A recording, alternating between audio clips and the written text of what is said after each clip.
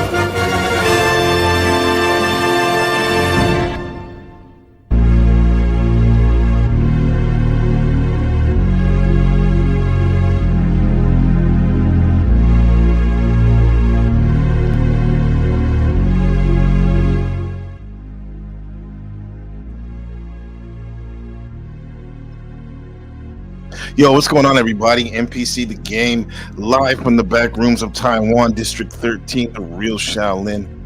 It's your friend, Gabriel. Good to be with you, with the fam. Everyone making me for Clint in the chat, bruh. Hell yeah. Shout out to Wheels for getting it started. Let's get it started. Oh, not that Black Eyed Peas, no. MC Hammer from Alameda, Oakland, California. Let's get it started. She got it started.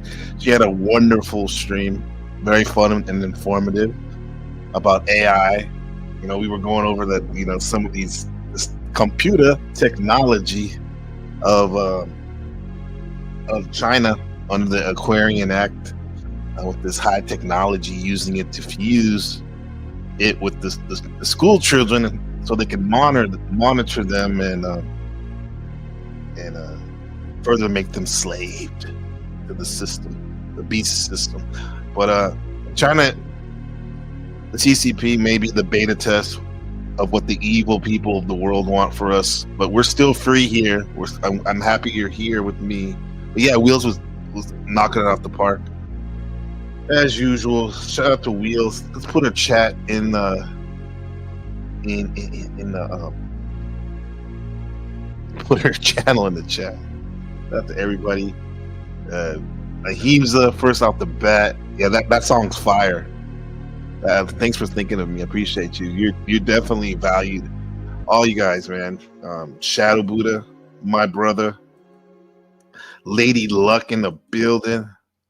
Been missing Lady Luck, but I know she's always in the cuts, like Fredo in the cuts. Yeah. Mel in the cuts, but Lady Luck's here and now. Wiccan, lovely Wiccan, good to see you. And my dog, my when I say dog, I mean my homie. Michaela is a beautiful woman, as Max Extreme. He can't get enough of her. But yeah, so shout out to Markella, my homie. Yeah. Joe Cool, Big Pimpin'. What's going on, man? What's going on, OG? Good to have you. Yeah, let's do it. He said, I don't understand the topic. Well, them discussing tonight. What are they discussing? Is he live right now? Yeah. Because Joe, if I see that he's live, I'm talking about it right now. Anyway, we're here now. Yeah. Let's see. I'm on like 5 things at once. Hey, Mark, I was just thinking of the other day when we were clashing up in the sector of South America. Deadliest marriage? God damn. That's fierce. You know it, Markello. Yeah, so today's broadcast is at the Powder Dusty Confronts the Viking Paradigm. on Glenn Lawrence's broadcast. Shout out to Glenn Lawrence for having such a great broadcast and good content that we can talk about it and give our thoughts. The hard work gets you nowhere. The life of a wage slaver, aka just being a normal human being. In Marshall McLuhan's famous, the messages in the media. I was hoping this guy would come around here. But he's in the bushes checking the cuts. I'm glad Chuck came in here. Okay. So we're gonna check this out. Let me lower my space shuttle music.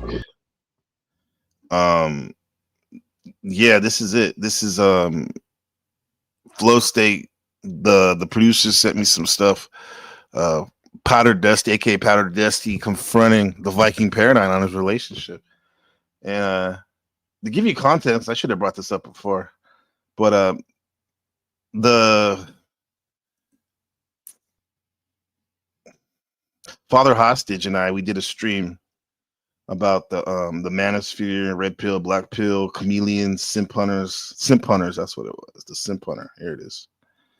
And we actually reviewed one of Glenn's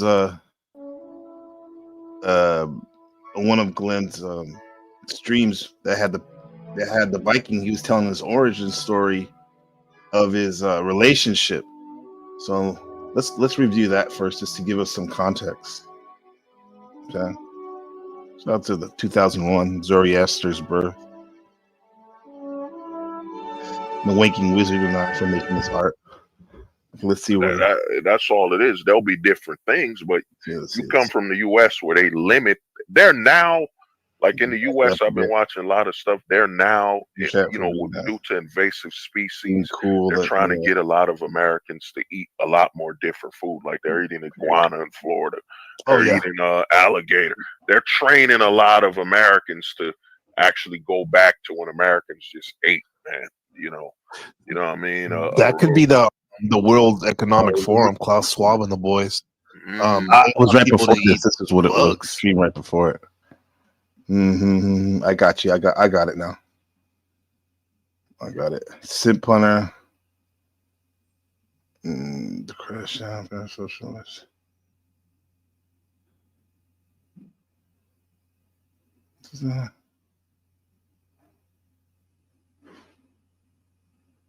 NPC. Yeah, this is it right here.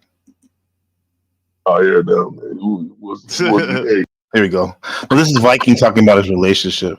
I told you not to tell everybody. Lindsay asking some good questions. We're not doing 50-50 anymore. Uncle Fatty, I openly dated a married woman. And, if you need to see the harsh realities of life, like an emergency pill, take the black pill to see things in your life that you can't change.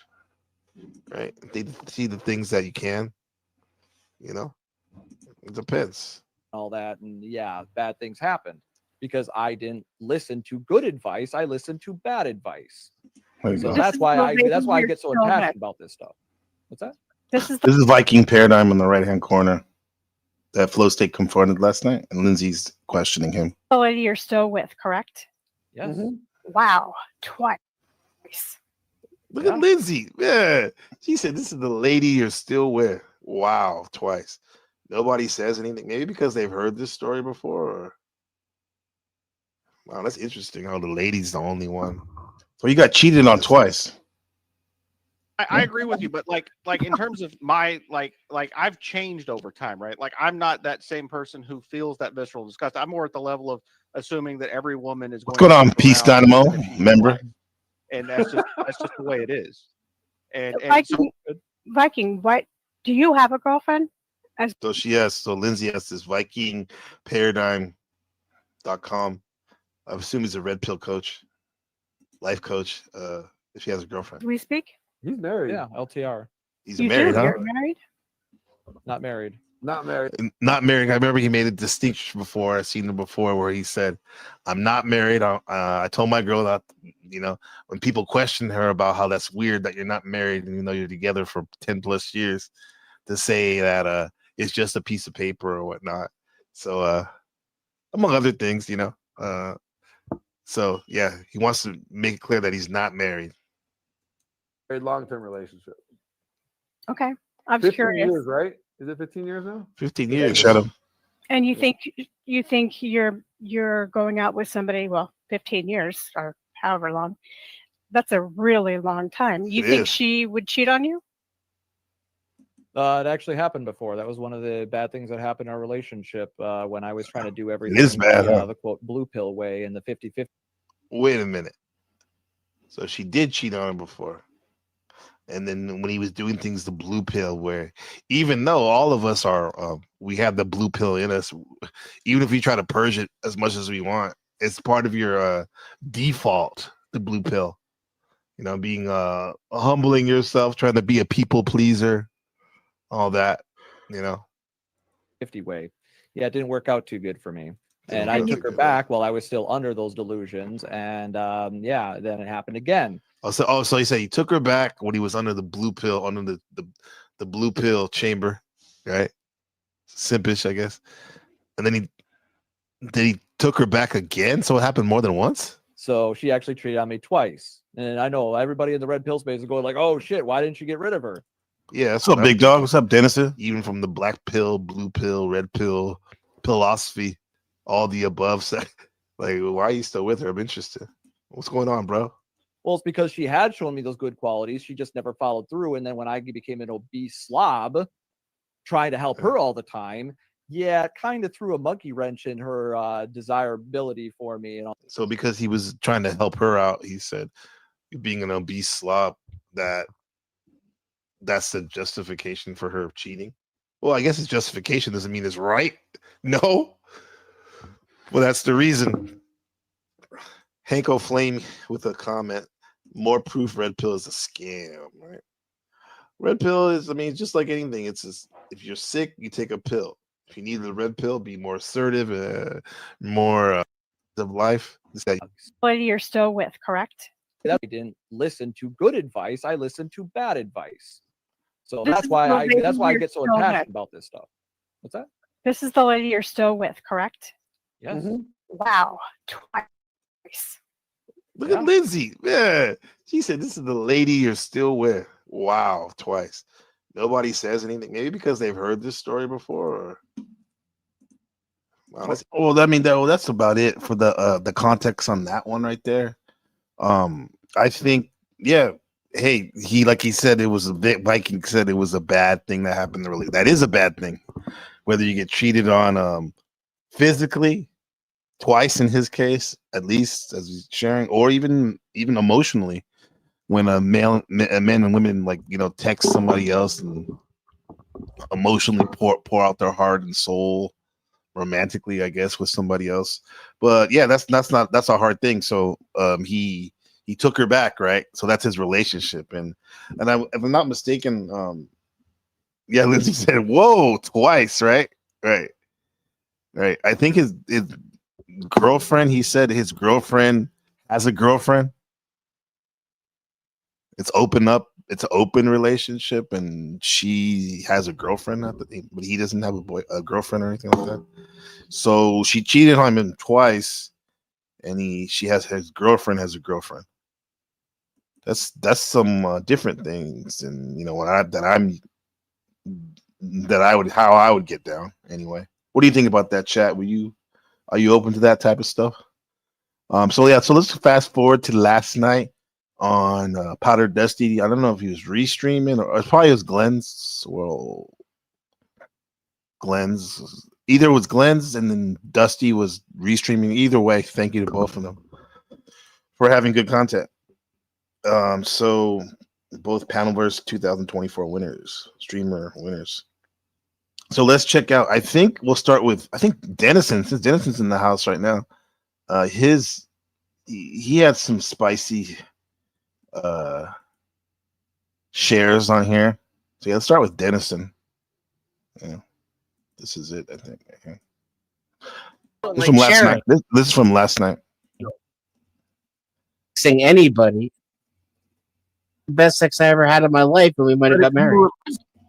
Thing was ugly, and you. No, she was No, she was attractive. She just was not good at sex. She was starfish. She just did starfish. Been there, yeah. Yeah, she was excellent, and she was excellent at hand jobs, which was weird. And her blowjobs were all teeth. Okay. But what you're describing is a situation where her sex sucks. It's not, yeah, so that would suck independently, right? But if I was a virgin, though, she'd be the best sex I ever had in my life, and we might have got married. If you were a virgin, wouldn't you still rather just get a hand job and call it a night? No. All blowjobs are bad. I mean, I feel like I have to reject a hand job in order to answer that question. I feel like the solution here is not for you to lower your standards by never having. I like Hoover. It's for her to just get better. Good energy. Oh, so we send her to the coach, right? Is that how it works? What if it's not? What if I'm not worried about fixing anybody, and I just want to be happy and have a long relationship? Now, if you're a woman, you're a somebody else that you like having sex with. Coach, can you train her to do it properly? The only time you gotta worry, just bring her over. If she's banging, it's ruined. I also don't like sharing. Like a promiscuous chick is a lot more likely. That's my point. Dudes are territorial, and we don't need to justify it with made up fucking science reasons and bullshit. Well, some people do, dude. Dusty, like I respectfully disagree in the sense that some people like that. They want to have receipts. Their form of receipts is some science, in this case, evolutionary psychology or biology, or evidence to why to what their philosophy of life is to support that. Right now, is that science like legit in terms of like known as mainstream, or is it quasi science? I don't know, but the point is like people have all kinds of reasons why they want receipts and whatnot, right? Denison says your in science is behind your preferences. Good point. Oh. Chuck and Tennessee, I found my glove. Double D for the index miss. What you doing? You trying to do the shocker? Hoover does have good mojo, definitely. Yeah, and everyone, donations are encouraged here, right? We love donations. I love donations. Ben loves donations.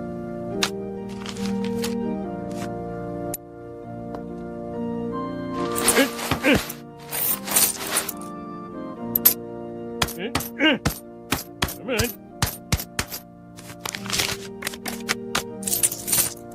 Why don't you just take my blood? Take it, yeah. And on some real life stuff. Ben, my son, he's in first grade and he got a 98 on his final, which is weird because they have finals out here in Taiwan. You know, he got 98 in math, and I think he got like 96 in Chinese and English. And so, yeah, I ended up getting him like a Nintendo Switch game. What is it? Nintendo Sports. Miss NPC took him to the video game shop. I remember as a kid, that was always a highlight. I used to go to Toys R Us and get my video games, my Nintendo and Sega Genesis and all that good stuff. But yeah. What's up, Cynthia, in the cuts somewhere, wherever you are? Yeah, so, yeah, that's Ben. Way to go, Ben, for sure. What's going on, Vengeful Trooper? New member, old friend. Yeah, what's up, brother? Yeah. I'm serious. We are definitely streaming. I got 2 more classes left. 3 more classes left, and I'm free. You're a Toys R Us kid. I don't want to grow up. I'm a Toys R Us kid. Now check this out, Peace Dynamo in chat. I grew up in the South Bay of Northern California, and Sunnyvale, California, where a lot of this like Hewlett Packard was or is. Apple used to be over there in Cupertino. There's this 7-Eleven. There's this Toys R Us. You probably heard of it, and it's haunted, right?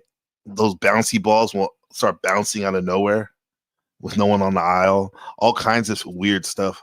That's the one we used to go there. Yeah, fucking crazy. I think it was on Unsolved Mysteries before. Yeah.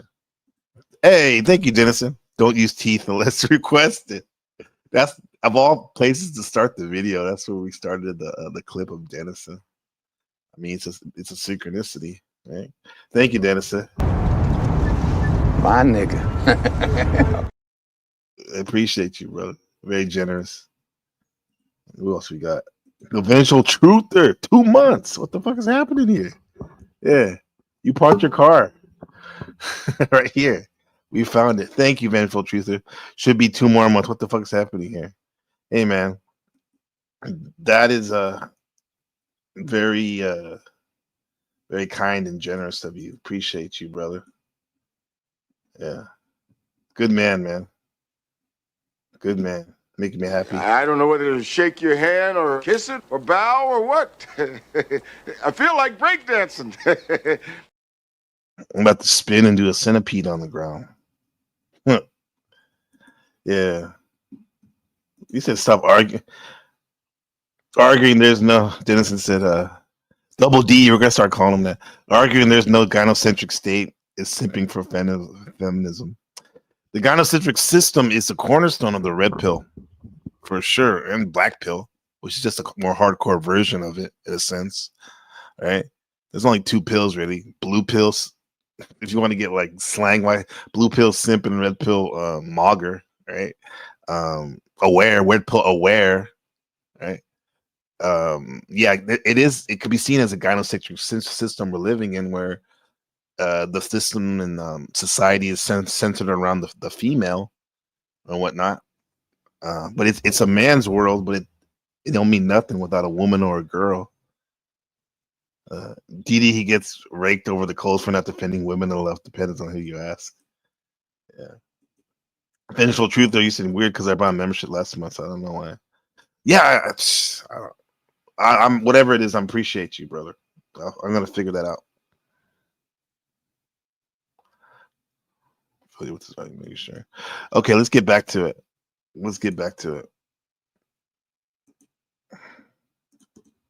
No, but they're not made up, bro. If a chick sleeps around, she's more likely to sleep around. That's you can call that science if you want. No, what it is if women, it's anecdotal, which is like everything to some of us. Women have a lot of partners.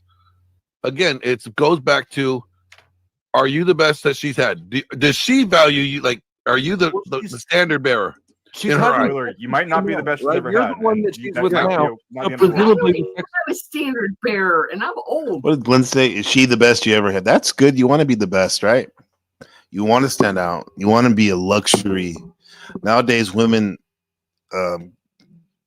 don't need a man per se as much as I guess in the past. They have way more freedom. They have more autonomy. They have their own job. They have good jobs. They got condos and houses and cars.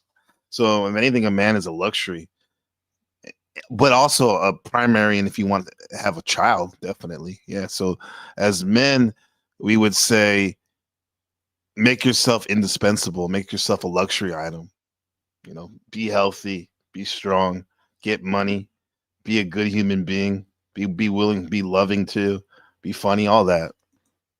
I mean, things you would do even if you weren't with a woman, right? I don't go, oh, that was the best, and nobody. You don't need to explain yourself. If you want a girl with a low body count, stand in that square. Don't go looking for research to justify it. Yeah, and that's it. I'm telling you, I'm giving you. But the research is life experience. Ben gets it. He gets it. You were watching this last night, yeah. I was told about it. Chuck says, why are they focusing on the sex part so much? Because for a lot of men, me included, sex is very important. That's why. And sometimes it's best just to be upfront with it. Right. But you don't want to, I mean, especially if you're talking to a woman, but even when you're talking to your male friend, your guy friends, your man friends about it, you want to talk about it in a graceful way. Right. I'm telling you the responses I have gotten, because I really don't care about a body count, but I'm in a different phase of my life. Maybe when I was younger, it would have bothered me, I wonder why. I would ask him why does he feel like he doesn't care about body count as much? You could be a realist or a pragmatist, where it's like, oh, at this point in the postmodern society, 2025, most women, especially ones that are like very attractive and been single, even if you're not that attractive, there's a good chance they have a very high body count. Right? So you got to be a realist. Like, to me, I'm more concerned about whether this woman treats me the way I desire to be treated. Does she respect me? Does she, defer to my leadership? Like, does she treat me the way I would want to be treated in a relationship? That means more to me than a number that I will never know for certain. But those two are correlated. No, I already admitted to that an hour and a half ago. If I could take a machine and point it at you and measure your loyalty, I don't give a fuck what your body count is. The point is that back on planet Earth. That's it. I mean, that's a good point. Your loyalty, right? You could be Jenna Jameson, born April 9th. Like my wife, born April 9th. But if you're loyal as fuck, if you've proven yourself, hey man, we can work with that, right? But even then, you don't even know for sure. You never know. That's one thing about these younger guys, Ben. They want a perfect world. They want to be in control of all variables. If you can do that, more power to you. But just be realistic of what you're working with. All right, be realistic of what you're working with. Okay, Dennison says he's making some good points. Chuck. In this case, because men tend not to like it when their wives fuck other people, right? And Buddha was like, "I'm Team Dennison. No sharing body count matters, right?" Nope. Thanks for caring about my wife. Which one of you guys are cucks? What? You calling Joe Cool a cuck? Pimping? Joe goes, his body count is usually an indicator. Yep. If some dude asks you that on the internet, you're both were. It's an indicator of what? What their body count is? I mean, I guess who are we talking about? Asking a woman that? I think if you're asking a woman that and you're dating her or getting to know her, yeah, and especially if you want to make a long-term relationship, for a lot of us, that's an important question to know, even though you might not like the answer. Be careful what you wish for, and if you do ask for it, at least do it in a graceful way. And I don't know why this is something we have to argue against.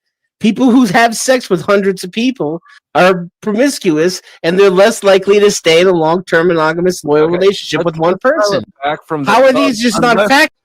That is facts that we can accept. Why is it so bad? Because okay, so there's also a theory out there that if you are her sexual best, you are the new standard bearer, right? Then the previous partners, the previous experiences are no longer a problem. Yeah, I'm sure that's true. You could be if you're. Congratulations, Ron Jeremy. You won the whore. The best sex and still like be an asshole that she doesn't want to be with. Oh yeah, that's different. That's different. Like that's depending on the male mistreating or not being a good, yeah, man. I think Glenn works with Apex Mindset, YouTuber, Red Pillar. Yeah, and that's what I get from his core philosophy is like that's why I said that's why I got that luxury term thing. Yeah, be the best, so he's not thinking about the rest.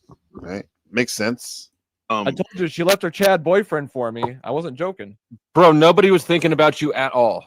What? Okay, that's Viking. Okay, thank you, Dennison, for laying it down and fucking ripping it and roasting them. So Viking says, because I think in terms of the side debate or dialogue, but Dennison had that, and they're basically like kind of and Powder Dusty's in the middle right there, right? And when they were giving it to him, right? I mean, he has some good points too, but Paradigm had to come up with the side comment, right, from the choir, and Dusty hit him. Nobody's talking about you, bro. And we already heard about his relationship, the Vikings' relationships, bro. how he was cheated on twice and he took her back, and now he has a girlfriend. His girlfriend has a girlfriend, and I think he's like a life coach or something, red pill coach. Yeah, it was worth to make Hoover laugh. That was a good laugh. Belly laughs are the chicken soup of the soul, but nobody was talking about all that. I mean, I'm proud of you for that one, Dusty. That was good. Remind me of myself, kind of. Look at him. He's stewing right there. Treating or not being a good, I told you she left her. Let's hear You won the whore. You can. Then the previous partners, the previous experiences are no longer a problem. Yeah, I'm sure that's true. You could be if you're. Congratulations, Ron Jeremy. You won the whore. You can be the best sex and still like be an asshole that she doesn't want to be with. Oh yeah, that's different. That's different. Like that's depending on the male mistreating or not being a good, I told you she left her Chad boyfriend for me. I wasn't joking. Bro, nobody was thinking about you at all. Yeah, really. I know. I'm yeah, really. Interjecting here with my. We don't care. In fact, the more that you interject to tell us about your awesome relationship, the more we're convinced it's shit. Whoa. Hello. He said the more is shit. Let's see that again. On the male mistreating or not being a good, I told you she left her Chad boyfriend for me. I wasn't joking. Bro, nobody was thinking about you at all. Yeah, really. I know. I'm interjecting here with my. We don't care. In fact, the more that you interject to tell us about your awesome relationship, the more we're convinced it's shit. I'm wondering. I mean, you're not even on camera right now. I mean, come on. I'm wondering if there's any credibility to that, because but if we're saying that, there's a study that says that women have a harder time pair bonding if they have a higher, sexual, I don't have that study. I've heard. Yes. The women have a harder time pair bonding, meaning I guess being loyal and affectionate and have genuine desire for their mate if they've had a lot of sexual partners. Yeah, shout out to Hoover. Let's give her praise. Hoover is such a good sport, being the only lady on the panel. She's cool. Yeah, and she's literally feminine energy in the unseen, holding up this whole panel right here, holding it down. She is definitely a special person. I wonder how her relationship is. Watch her beat down her man. No, that wouldn't be good. That wouldn't be good. Nah, she's cool. She is cool. Shout out to Hoover.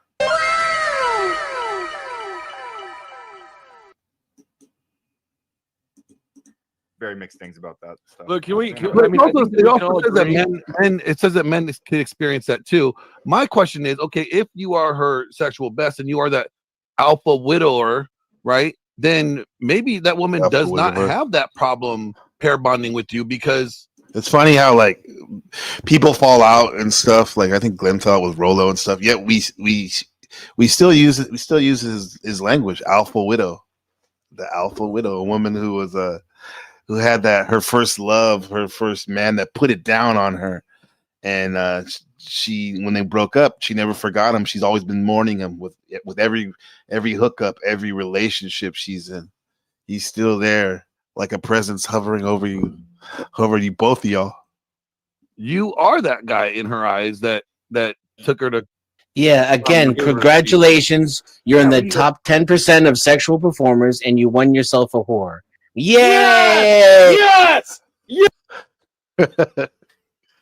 Shit, these guys are fucking funny.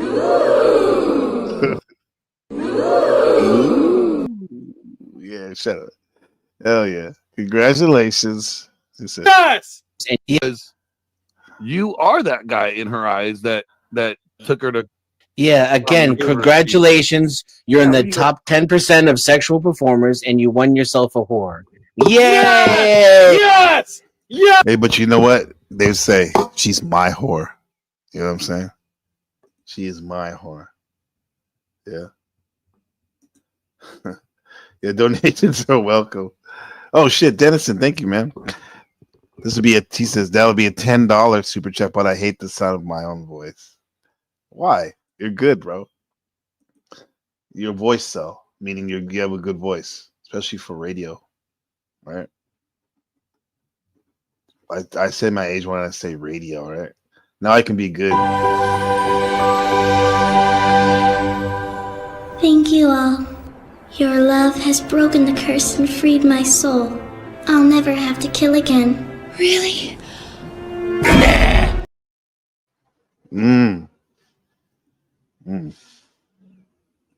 Thank you, Dennis. Very generous, my friend. Yes. Then you're doing good. I think that when we get to the very top extreme, right, we're talking about somebody who is having sex all over the place, like indiscriminately and like desperately, right? Like, it's almost like Bonnie Blue. She's that's the searching for difference. something. Okay, so but maybe those Yeah, I guess Flo's talking about something like a sex addict, right? numbers are increasing right now, Flo. But dial it back to just a normal like college hoe or whatever. Maybe right? the normal is becoming more promiscuous and more all over the place. I think is what these people are saying. I think that it is becoming normal. Unless people were doing this on the down low, but I doubt it. Like in this openly flaunting it out, no shyness or bashfulness. Comment from Joe Cool. Not a lot of Vikings so far. Flo did drop a goal. Yeah, you're right. This is more Dennison and Glenn, but mostly Dennison versus V Flo. I might have to change this title. Yeah. Thank you, Mr. Joe Cool, consultant. You might be wrong. I've heard that this I don't fucking know. Is having less sex than ever. That's what I've heard. I don't know. Yeah, the younger people. Yeah, because they're rejecting the current sexual status quo, which is all fucked. That's why. Definitely. Naturally, for the men as well. Less than 10 for both. I agree. By the way. What's that? But this is why men are opting out and women are opting out. Relationship, Ryan. What are you saying, Ryan? Average, just from Google, a quick Google ChatGPT search for United States, like the average male lifetime partners is 6 to 8, and the average woman lifetime partners is 4 to 6. So we are talking about extreme outliers every time you guys talk about hundreds. Like who's gonna tell them? No, hundreds. Nah, I would say nowadays, bro, and I've been out of the game as quote unquote game for like 12, 13 years. I would say nowadays, average for a woman out in the field, 20s to 40s, single, quote unquote single, body count, at least 20 to 30. Yeah. No, because one of those people is one of the outliers. One of the 8 people is one of the outliers, bro. They're in everybody's life. They're just not everybody. So what? What is the number? Like statistic for 2001. Like what is the number? Like like radical Hoover is like wait body count statistics, right? They'll tell you like okay 0 to 1 like or whatever is like really good, but then if you get like 2, the numbers are really high. Like you're gonna have a hard time pair bonding, but then it kind of above that it's like less. It drops down at like 5 or whatever, and then it shoots back up at like at 7 or 8 or something like that. Like, what is like they said like Flo? You mentioned there earlier. Flo, before I think the deviation or something. My point. Has anybody on panel been? Have you ever had a hoe do you wrong? Like. Who's been harmed by the prevalence of pussy being too much? It depends what you mean by do you wrong. Oh wait, what do you mean? Sorry. When you knew she was a hoe, right? Like hoes, in my experience. Oh no! Hoes are great. Like I know what I know what to expect from a hoe. Did you say he married a hoe? Let's bring it back.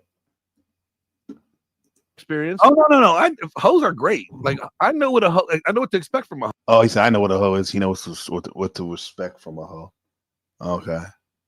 Oh no, but the thing is like most, and I'm not just throwing women at the ball. I'm keeping you accountable, women, single women, I guess, and married women too, as well as the men as well too. But there's something to be said about these women who have hoe tendencies. And they're in a relationship, and because they weren't vetted correctly, or the man didn't know about her history or know about how she moves when he's not around, he was literally sleeping with the enemy, sleeping with the hoe, right? He did not know. That's kind of gut wrenching, right there, because most people aren't honest about that. Yeah, most people aren't honest. You're in the city, a lot more hookups. Okay, yeah. I think a lot of times, women and maybe men too, but I'm just speaking with women because I've dated women. I'm married to a woman. A lot of them have been single for so long that when they actually get with somebody that they like, that subconsciously they're in this habitual way of life that they're under the single act where they don't know, it doesn't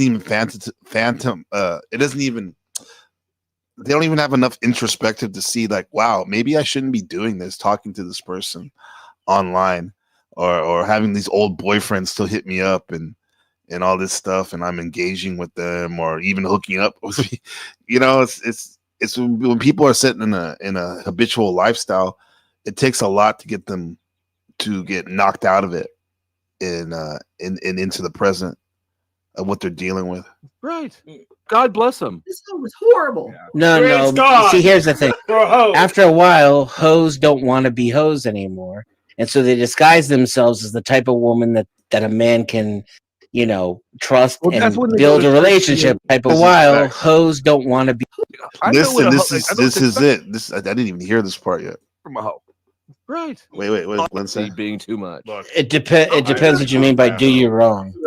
Oh wait, Yeah, what do you mean? like, Sorry. when you knew she was a hoe, right? Like hoes, in my experience. Oh no. Hoes are great. Like I know what I know what to expect from a hoe. Okay. Right. God bless them. This one was horrible. No. See, here's the thing. After a while, God bless a hoe. Is that it? No, I'm not gonna tell people how to do Christian or be, how to be righteous and whatnot. But is that something that you think there is a place for a hoe? Chat. There is a place for a woman who's promiscuous. Yeah. Hoes don't want to be hoes anymore, and so they disguise themselves as the type of woman that a man can, trust and build a relationship with. It became that. Yep. That's exactly what I was talking about right now. They don't want to be hoes anymore. And then they put this chameleon thing on. Exactly, Glenn. Exactly. That is almost the exact stare. And the fact that numbers. Sorry. Go ahead. Was that you? Glenn, I gotta go. Guys. Peace. Pleasure. Well, was that family of God leaving? So Joe Cool says that's why Dennison had a good point. Hoes are more likely to remain. Well, that's what he said in the beginning, like 5-10 minutes before the whole thing about in terms of pair bonding. If you sleep with a lot of men, it's harder to pair bond, right? Which means it's harder not to be a hoe with other people. Be a hoe with your man in the bed, behind closed doors and whatnot. Or if you're into some public sex, I mean that's another thing. But yeah, this is what we're saying about the pair bonding, right? You ain't pimping. You ain't no pimp. You're a rest haven for house, right? You bitch chose me, right? He just strikes me two-faced. Who? Glenn? He grits you the wrong team. How so, Chuck? Thanks for coming on. Nice meeting you. Please come on again. Yeah, I'll come back. I like Glenn. I appreciate you, my friend. Have a good one. Yeah, you guys too. Yeah. My thing is that I think that we have to give some credit to maybe this unchecked promiscuity thing is a negative impact, and that maybe that they are starting to see more of this negative impact than they did in previous studies. Maybe like the studies before. Unchecked. What do you mean by unchecked? Well, like there's no carefree, don't worry about it. Like You know, like the stigma. We need a like you're literally here defending the idea that it's healthier for women to be promiscuous, right? Yeah. Denison, do we share the same brain or meta consciousness right now? I was about to say the same thing. Glenn was just saying, keep it real, Glenn, my friend. I guess I said Chuck when he said two-faced. He switched it up. Like, cause he has said, I love a good hoe. And that's why I asked the chat, is there any time when a hoe is good? It's good to have her. And then he's saying that maybe we should dial it back with these hoes. So very good pull, Denison. Let's see. I think I'm gonna have Powder Dusty and Denison. You need to come up here again in a second. The Powder Dusty, what's going on, my friend? He said, remember, right? Gynocentric state is the same sex-based paranoid worldview as feminists raging about patriarchy. Both are fantastical tribal beliefs that having more to do with winning in-group alliance than reality. Well, I can definitely see some the gynocentric cult or clan having the zealous and the fundamental belief, sticking with the bullet points of what a gynocentric society is, being so zealous, that being an uncommon commonality of people who are under the patriarchy, that cult. Yeah, they're both zealots about, you know, one man bad and man good in a sense. But that's the cult members. I wouldn't say Denison's a cult member in that. He's pointing out, like a lot of us have, about seems to be a gynocentric layer to the society of the ideas of the consensus reality that we quote unquote all agree on. Definitely, I would say that. But then I think you call him a feminist. Yeah, explain that. I kind of might know where you're going with that, but yeah, explain that. Right. Yeah, I mean, gynocentrics is something that I learned when I used to hang with Lux Maximus. I mean, he said he wasn't a black pillar, but he had a lot of their views. He built a lot of his foundational philosophy on that, about, like, you know, we're living in a gynocentric. This is why Lux Maximus loved the Roman era, where it was very male centric, right? Back then, there's only like three things a woman could be: either married,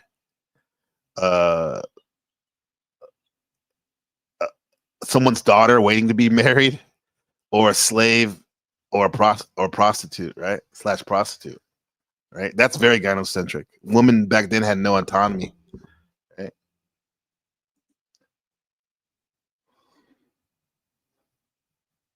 Yeah, he's an actor. Yeah, among other things. Yeah, among other things. Yeah, like Putter this. Yeah, come up here, both you guys. Denison, Joe, Heemza, Chuck. Hey, everybody, let's go. Let's do this. We still got to talk about the message is the medium, and hard work gets you nowhere. Yeah. Yeah. So yeah, the chat's up there. I mean, the whatchamo's in there. The link is in the description. Yeah. What are we doing right now? Hold on. They got the link, Flo and Denison.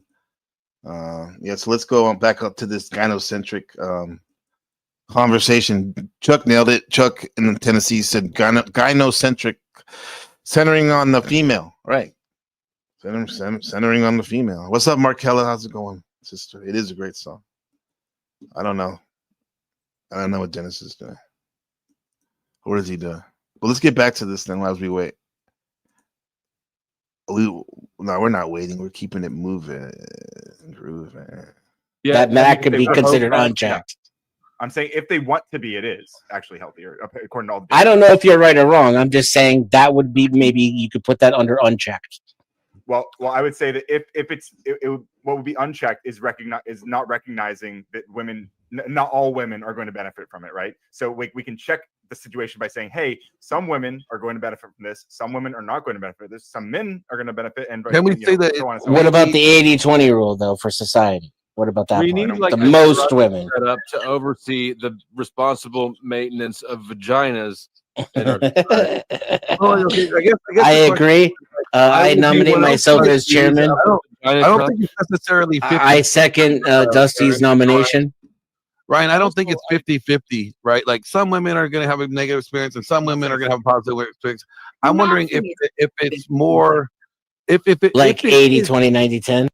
Well, I'm saying if it's more negative, let's say it's even 65-35, right? Or whatever. Yeah. Like if it's more negative than it is positive, should we actually be more giving more cautious, like, telling women to be more cautious in doing this? I think because we already do. Honestly, I think society already does this. Like, I think they it's do it from a already thing. negative standpoint, though. I think they do it from a shame standpoint, and not from a more incentivizing standpoint.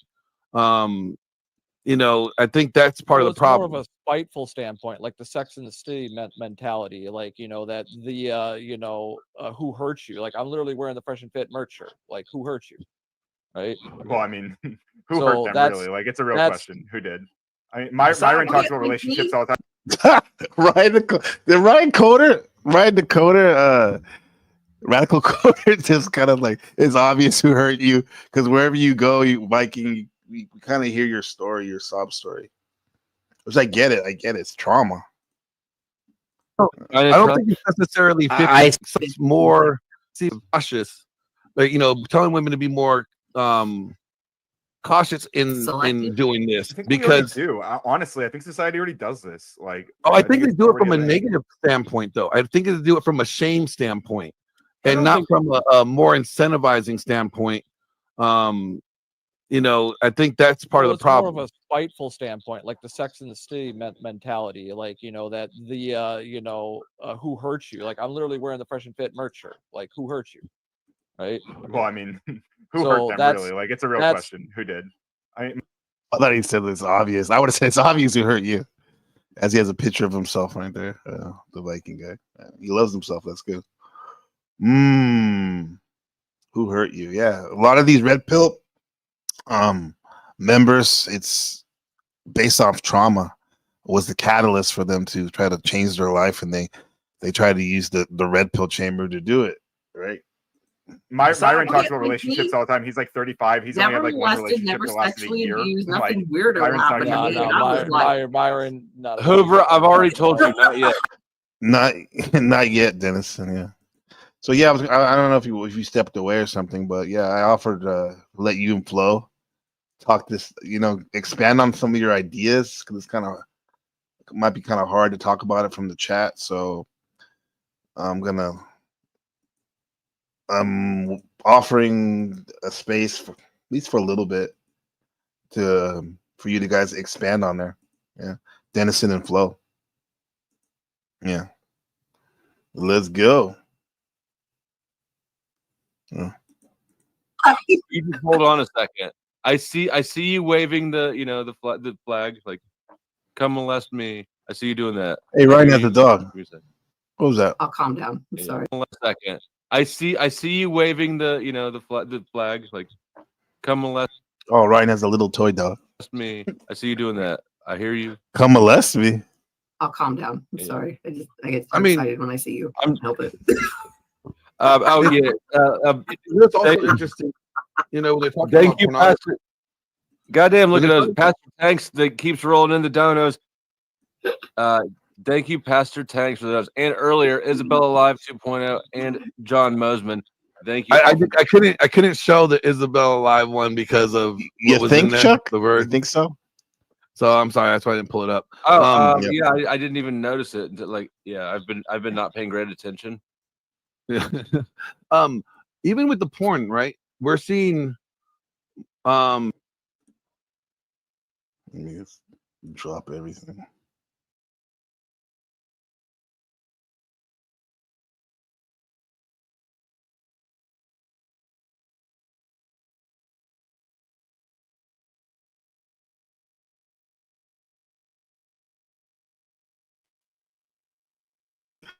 What's up, man? I wanted to show my little Jew bear, Adam Sandler.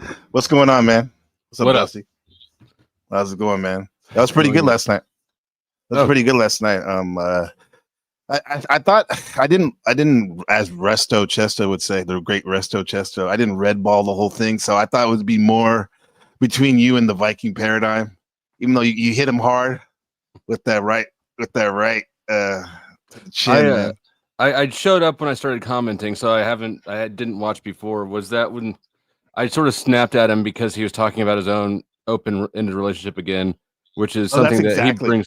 Yeah, he brings that up at least twice every time I see the dude. So yeah, no, exactly. I mean, we already did. My friend Father Hostage, we did a show where we addressed when he was one of the times he was giving his monologue about it, prepared monologue about it. Well, actually, Lindsay was laughing at him in a way, like you still with this girl after 2 times, and she has a girlfriend, and so that's why when I was sent the link last night, hold on, people are saying no sound in the chat. They got sound. But that was earlier. That's because I was letting the background play that Adam Sandler Jew bear show. Yeah, thank you, chat. Appreciate you.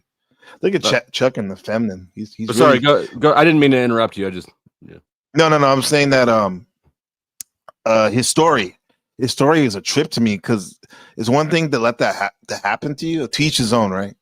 I think you're one of those guys just like me in a sense. Like if you want to do something like with your partner and all that, that's as long as you're not hurting nobody, do what you do. Even though I don't do it, but I recognize that the world is everybody's relationship. It's all sorts of shades of gray and complicated, and it would be too knee jerk of a reaction, I think, for me to just look at that one line about his relationship and go, oh well, you shouldn't be in that, which is my instinct is to think that, but I recognize it's not my place and I don't know the whole picture of anybody's relationship. Anyways, but I think with you, what I was getting from you, something that I experienced is when he keeps bringing it up and acting like it's the way he keeps bringing it up. It's like, is this a cope? Yeah, you claim it's like so great. Yeah, and I get to sleep with whoever I want. Really, but she seems to be the one that's actually getting strange. Right. Like currently it sounds like with somebody that's like a girlfriend, not just a fling or something. So that's with me, dude. Like I know threesomes sound cool and all that but for me personally, I'm just too much of a possessive motherfucker, I guess. Even to do that.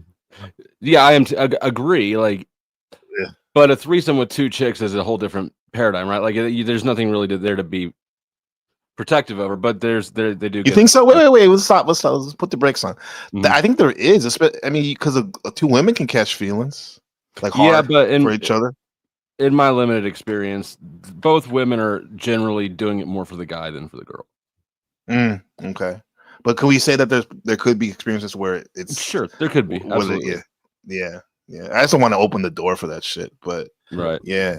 No, I'm okay. I'm okay rolling those dice, but. In reality, it tends to be there's 3 people is a weird number, right? And so anyways, it gets. You're not down for a male, female? Absolutely never. You a 10th man? Absolutely never.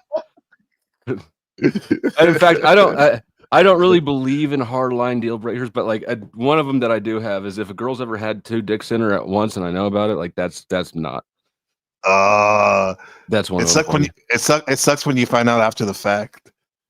I actually haven't ever found that out. I've never had to enforce that rule, but I kind of know preemptively, like that's just I'm not and I'm not interested in looking for research papers about why my preference is justified. I don't give a fuck. It's my preference. We're just not doing it. Well, that's what I was saying, Dusty. Like, because Denison was saying all my like talking points and some of my philosophy, but and then I get what you were saying. Like, you don't need that, but it's okay though. Some people do need that. Why? Because what we're talking about here is your reason, right? So your reason isn't really because of the research paper. You just want to get that to backfill and justify what you're really talking about, which is your preference. And I don't think if anybody's individual preference needs justification. It is its own justification. Well, can we say that our preference, if it was based on faulty programming of a childhood and an upbringing where there was a lot of things that made you like really.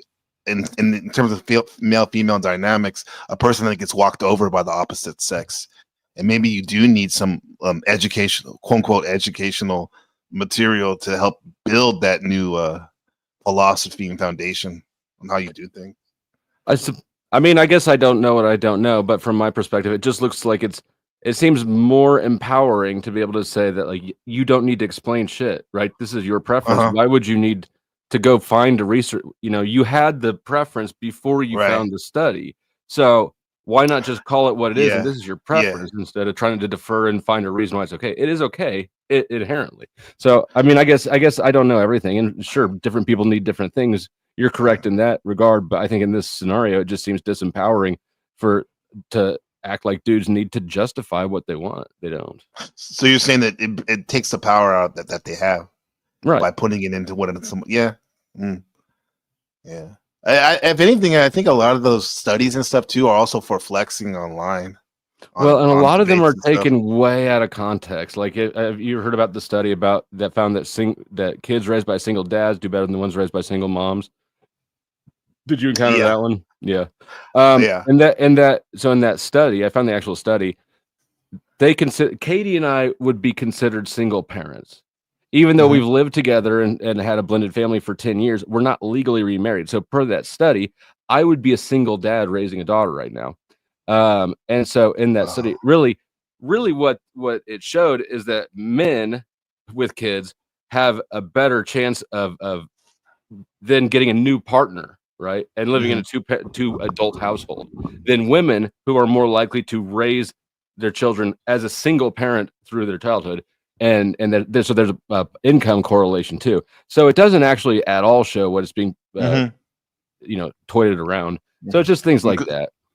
Because in the end, we're just doing generalizations, which is what most of the manosphere does. Yeah, well, I mean, it just misrepresents the data, which of course interpretation of data is subjective, but really it showed a lot more, I think, about it, because kids are definitely better off in households that have enough income and that have two adults, because a kid is a lot of work for one adult, right? So if you've got single dads, but they have a partner helping them, whereas single moms are less likely to, then that's a category error, I think. And so I think if you're gonna take those studies seriously, we would have to make a different category.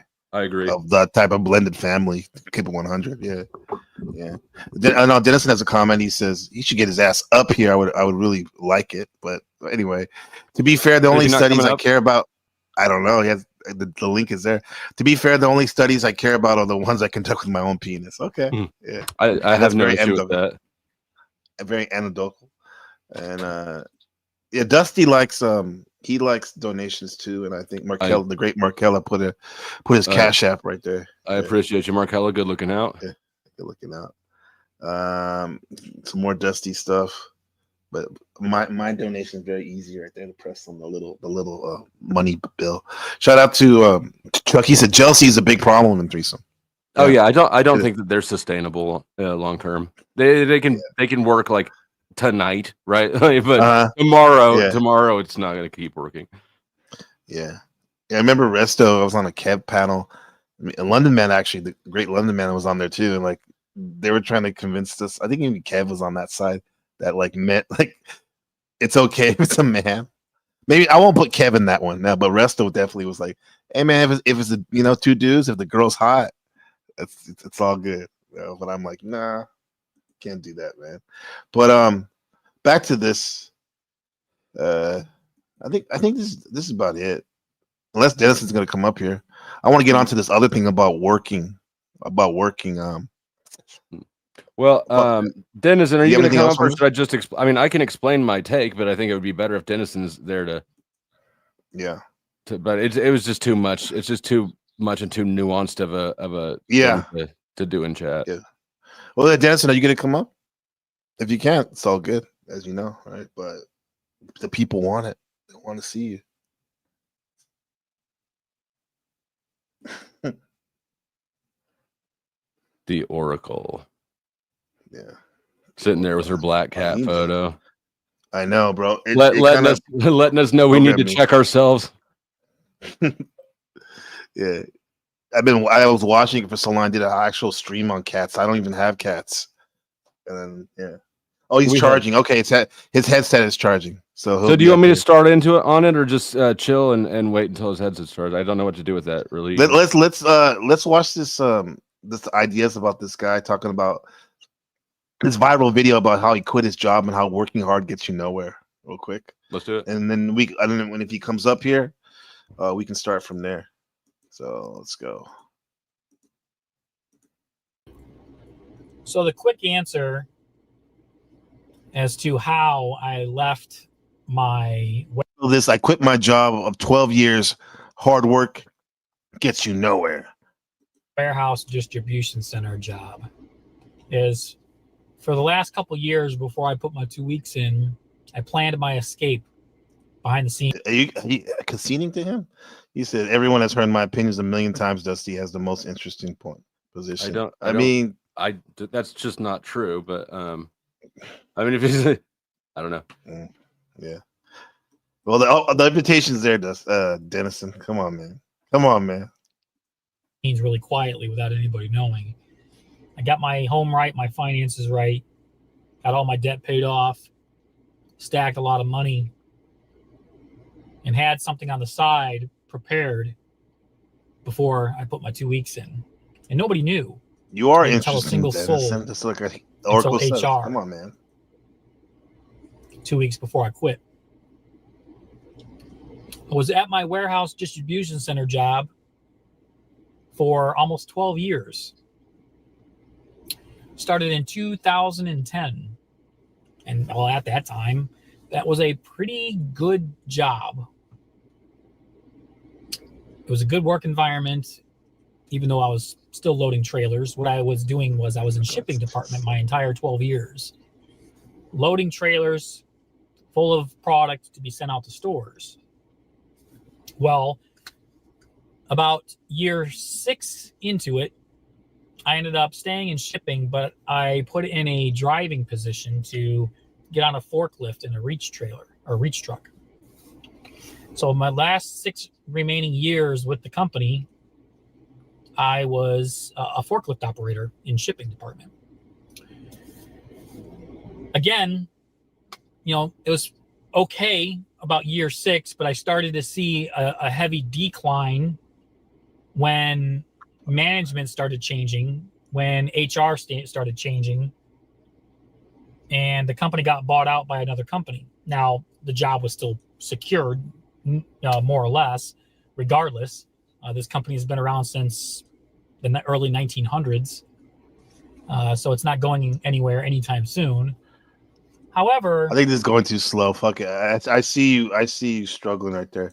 Let's do this. See this.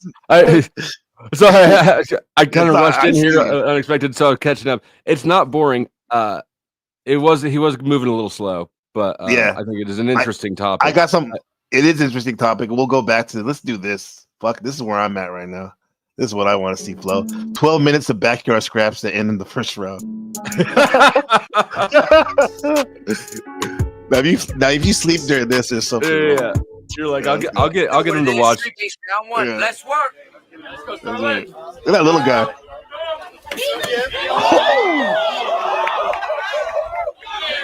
Damn. You could see that coming just the way that he moved. He was ready. He was ready. Yeah. Let's You go. know what it is. Street Beast round 1. Let's work. Let's go, Starlight. He gave it to him. He gave him the chin right there. Let's fight. Conan versus the chemist. Come on. Black shirt's gonna win this one. You think so? Yeah. He's gonna get him on the ground, maybe. Oh. I think he's a chemist. Now, what kind of chemist? Is he a powdered dusty chemist? I don't know. I'm starting to regret my choice. But I still think he's gonna pull something out of nowhere. Yeah. Watch eyes. Got that choke.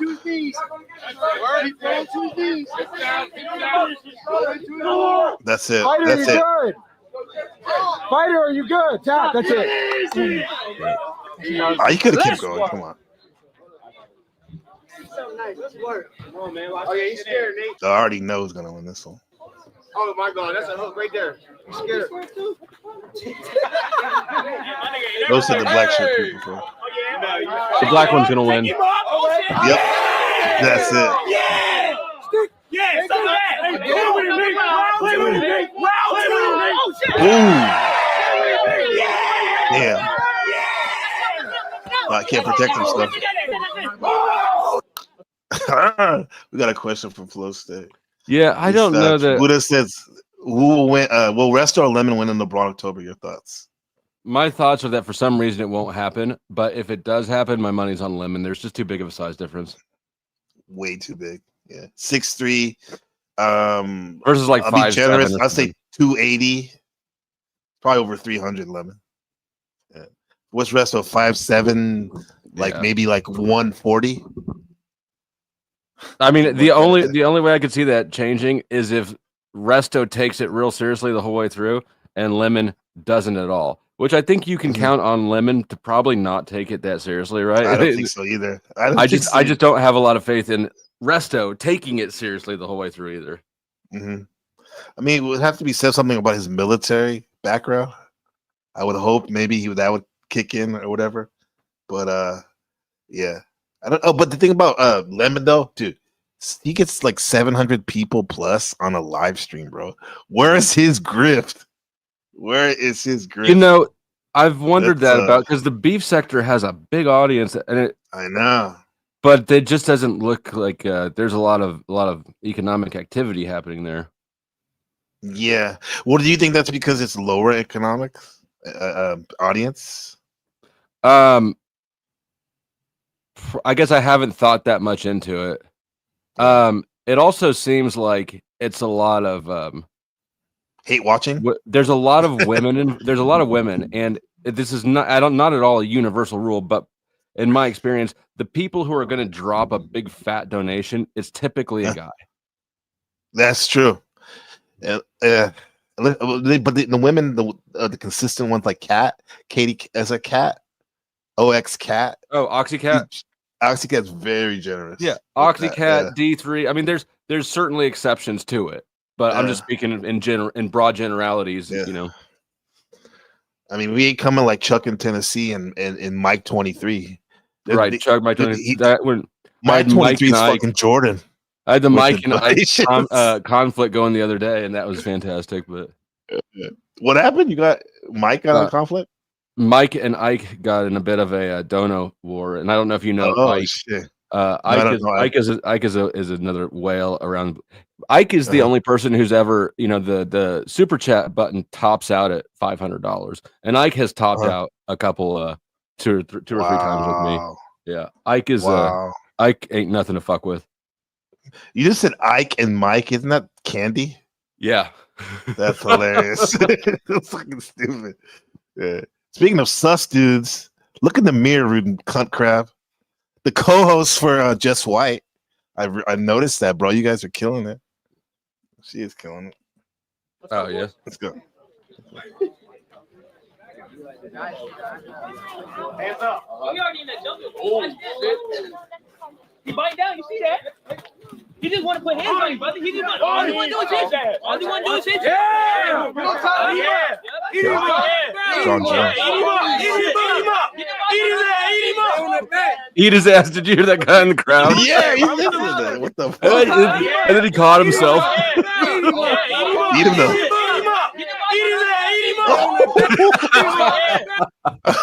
Hey, you caught that one? I caught the big load yesterday. Pause. Trump. When he said the big load, like I did. Yeah. I caught that one. And then you're like, I'm gonna clip it, but you caught this one right here. You caught this one right here. The funniest part is how the dude is saying that he caught himself and tried to overcorrect, but it's too late. Yeah, it was too late. It was too late. He already committed. Maybe it's buffering, Denison, because I keep pausing it and repausing it. Yeah. Eat him up. Eat his ass. Eat him up. Get them hooks in, bro. Get them hooks in. Grab them. Stay on top. Stay on top. There you go. Yeah, fuck him up. There you go. Oh, yeah. Nice. There you go. Oh, yeah. There you go. Swing that right. Yeah. Get his neck here. Get his neck. Hold his body here. No, Cunt crab, come up. Get off that wall, If y'all. you like, more than welcome. Connect both your- Eat them up, Chuck. Choke him out, you got to. Get up. Lady Flo, Mike, and Ike like the candy, exactly. Exactly. You wait. You got one on the good, man. He ain't strong enough. He ain't strong enough. Oh yeah, that's right. Everybody That's right. Thanks for coming by, though, Rude. Appreciate you. Oh.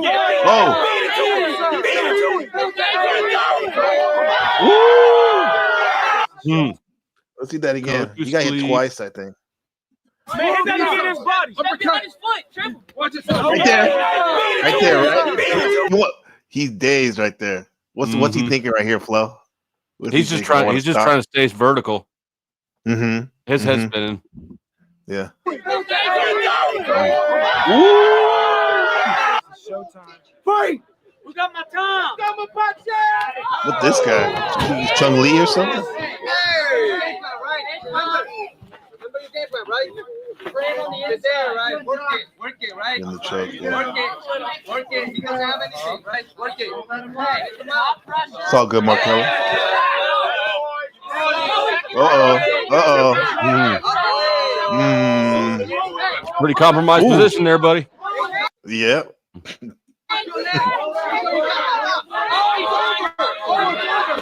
Over.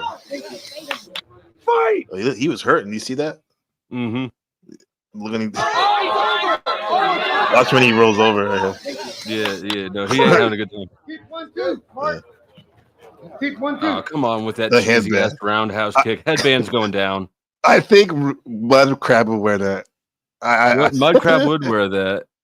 With a crab on it. Inside leg kick. There you go. Oh, what do you think about this guy wearing shoes? Is that fair? Wearing New Balance. Yeah, that's it. You're not allowed to wear those. That's fucked up. What the? Oh, your YouTube's broken, Dennison. Oh shit, man. Man, I was hoping you could come up here, bro. Oh. Reset it, bro. You're the IT guy, among other things. Look at these shoes, these shit kickers. Look at that long ass headband. This dude is too performative. Headband is going down. Yeah, Ryu, Kennen, or whatever for Street Fighter. It's going down. Inside leg kick. Oh, the sound. There you go. Shit ass. You're killing the shit. When he does that, throw that low kick. Low kick. All right, take that leg away. Hey, Mark. Drop. Put your hips Okay. hard. Pull the headband. Yeah.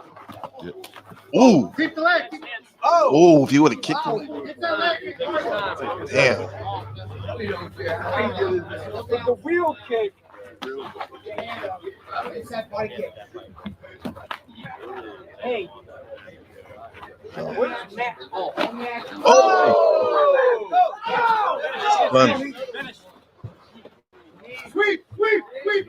Sweep him. Sweep the leg. Mark, use that right leg to sweep. Ooh. Show me something. He's done. Oh, damn. Trying to do every move on him. He's pushing all the buttons. Hey, he's getting KT wants to get in there. I remember her Taekwondo tournament video. She wants to get in there. I pity the fool. I'm good on it. She was finding a big girl too. Mm-hmm. Like speaking of whales, that lady was big. And she was fighting. Yeah. What is that lady? What's it say? Resto's trying to Resto's trying to organize a fight. Yeah. You know, I don't think he'll show up. This is Street Beefs, and this is the same thing. Paul. I challenged Paul to this. Mhm. Actually, he challenged me. God. And then have you seen that? Did you see that video? No, I was. Oh, you haven't seen it? It's pretty good. Back for a second after this. I'll grab it. But I've challenged him. I've challenged Snafu, and there's another person, but I forgot. Snafu, Anyway. bro. Snafu, what's up with his head, man? You might get like some type This of was like skin over a year ago. I challenged Snafu, and because he was running his mouth, and he declined. I was gonna see if I could if that hole in his head was big enough for my fist to go into. Let's keep it real. Like we know, like he said awful things. This is why he's banned most places. I'm pretty sure I think he's banned at the Powdered, right?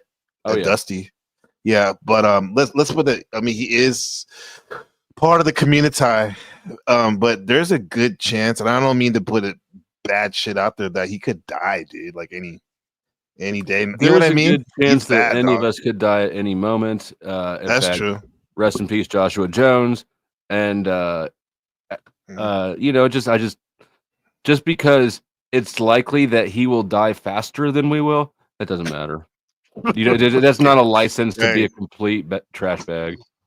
No, but that's already part of your philosophy. I've heard you how you don't even try to get sympathy from you, like when someone comes like, "Oh, the cancer shit." Like, yeah, I mean, everyone's got a reason. Rules. Everyone's got a reason why they're a piece of shit. Yeah, we all have trauma, right? Right. So-called trauma. Right. Oh, Chuck just said, because Chuck knows he knows a lot about this stuff that's going on. He said that he already backed out. You got receipts on that, Chuck? That's what you heard? I didn't hear that. That sucks. Somebody. Oh, there's that video. Okay, we'll watch that in 1 second. We got a couple more minutes on this. Ready? You ready, fighter? Let's fight.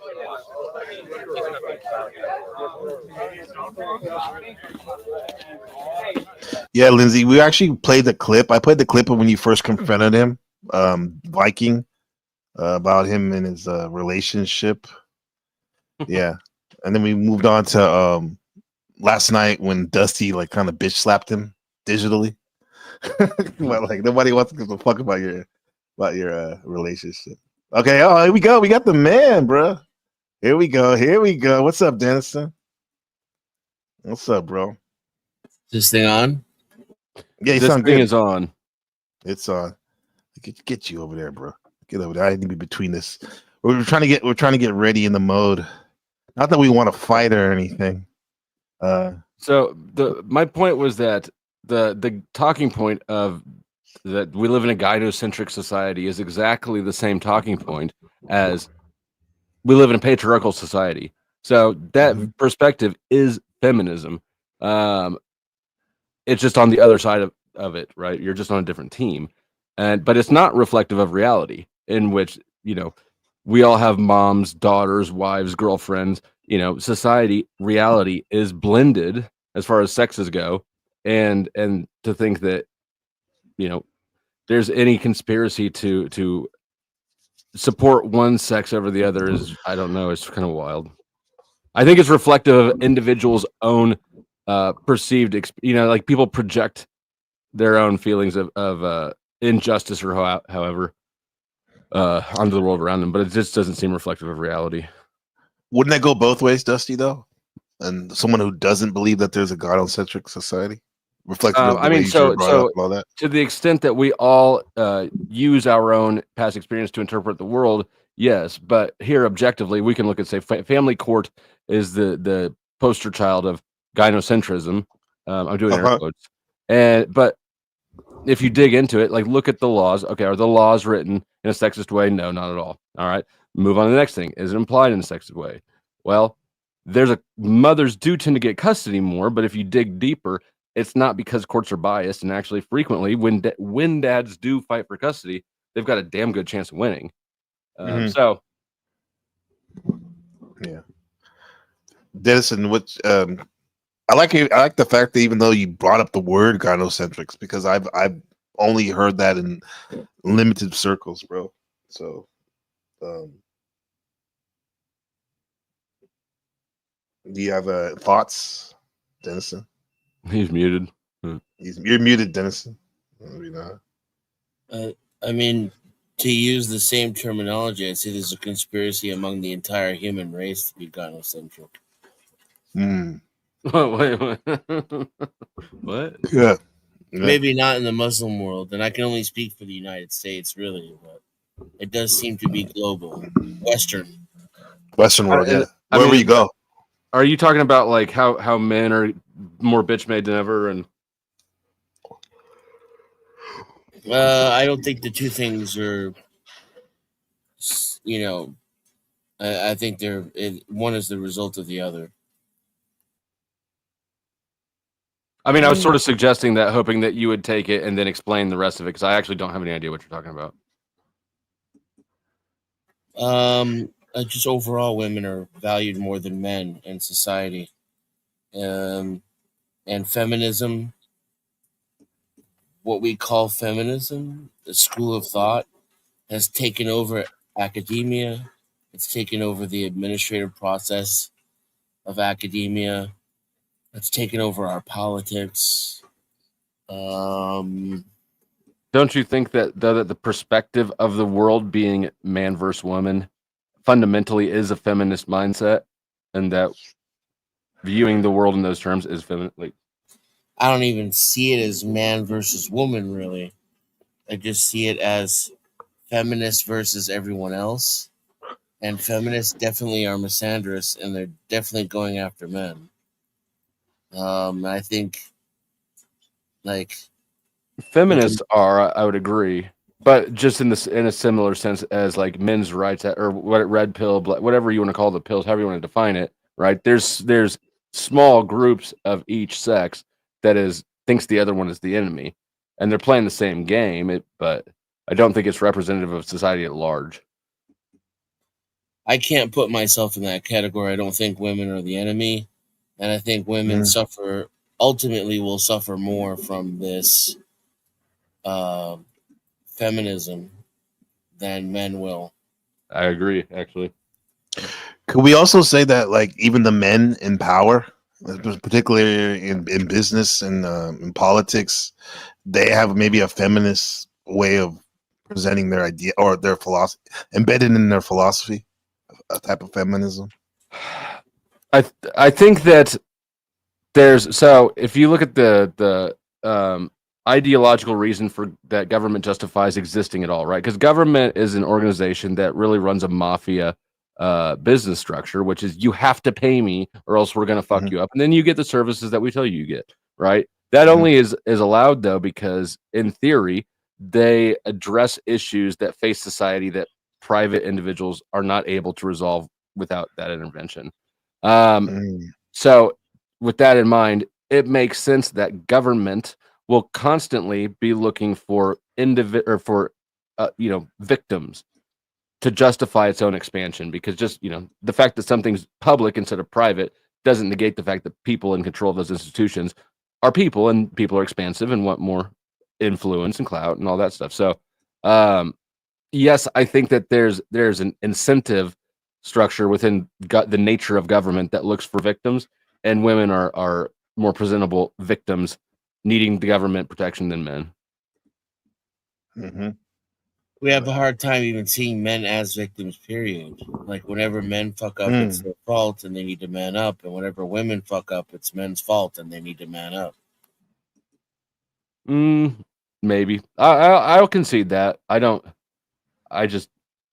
not especially empathetic to people. There's no utility in identifying the victim and blame, right? Like, that doesn't resolve the issue. It just is a whining point.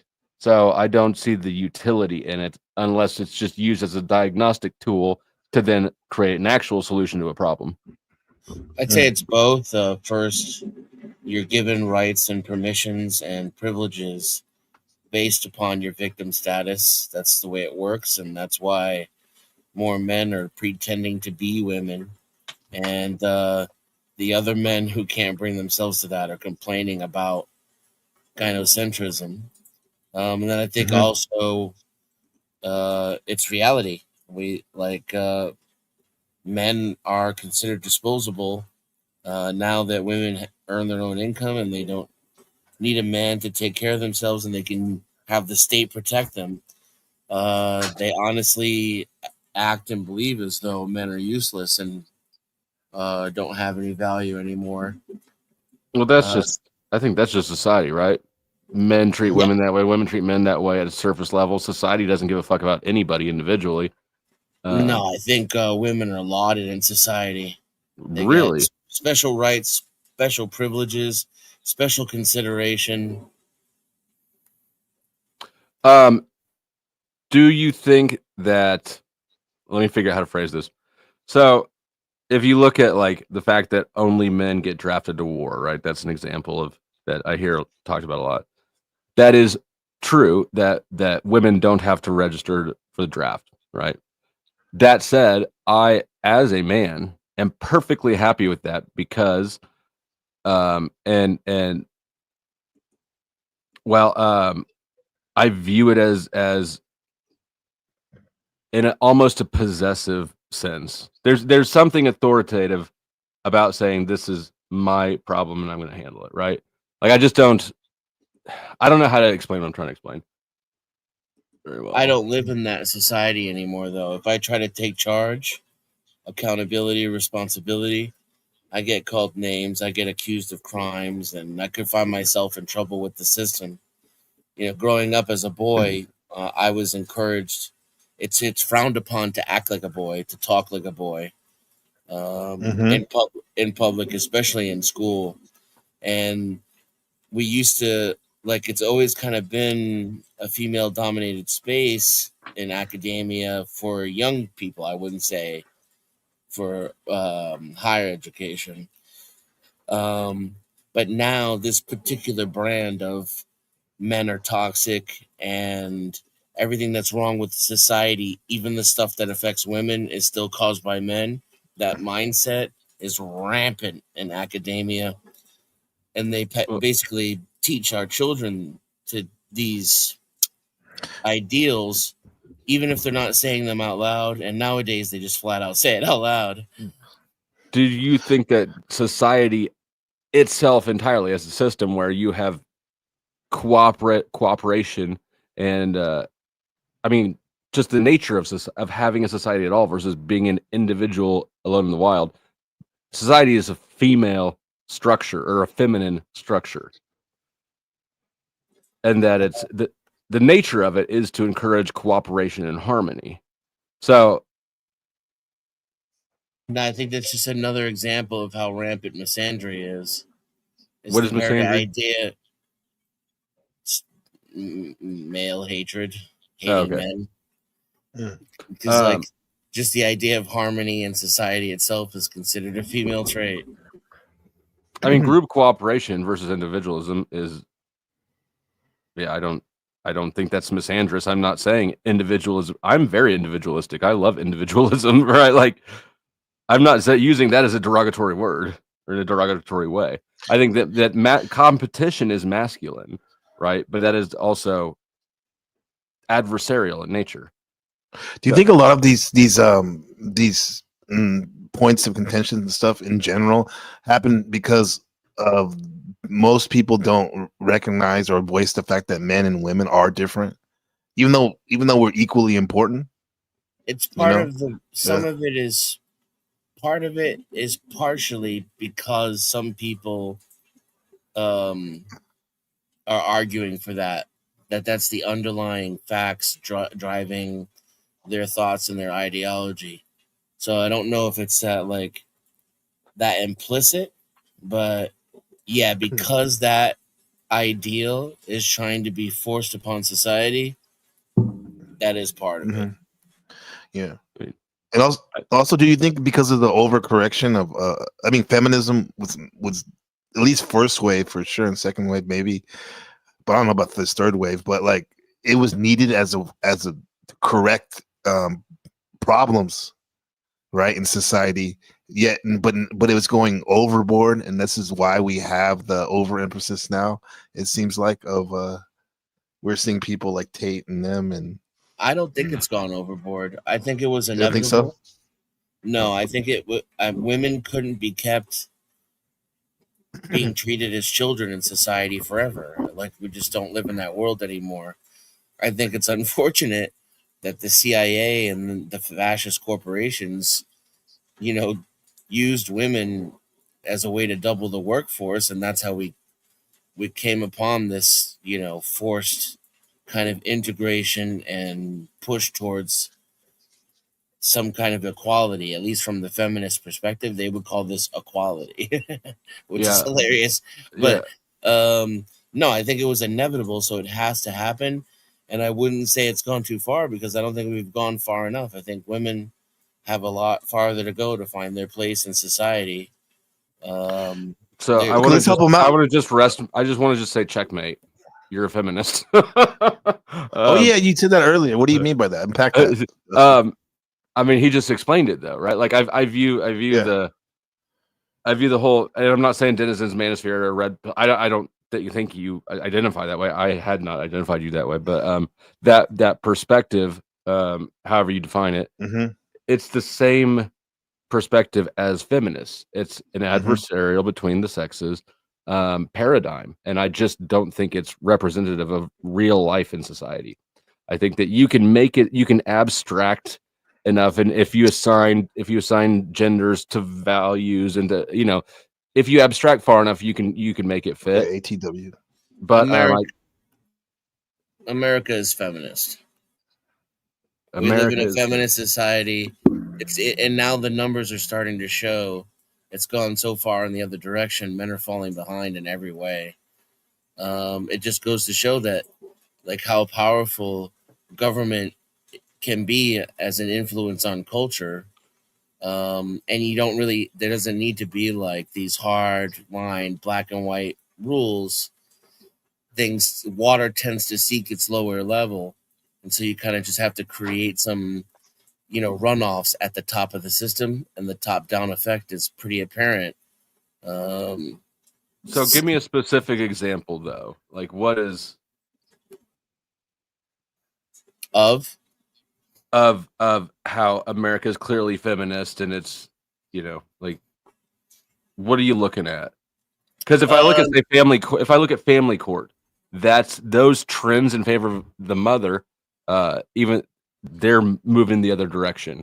Things are becoming more and more equal between the sexes, which again I view as that is a feminist, and I personally prefer to have men have more responsibility for things, because responsibility, and you can't separate responsibility and power, honestly.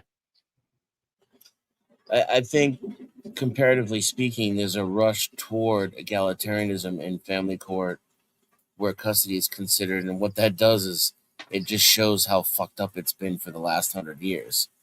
And a lot of this is generational too. So like a lot of people under 40 or under 50, you know, but under 40 for sure, don't even know what the country looked like before it was completely run by feminism.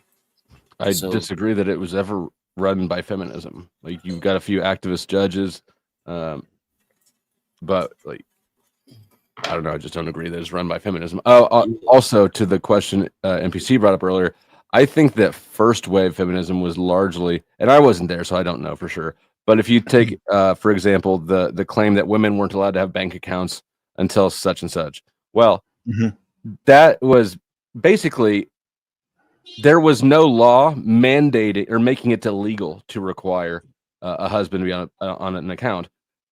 Just because it was not prohibited explicitly does not mean that it was a practice.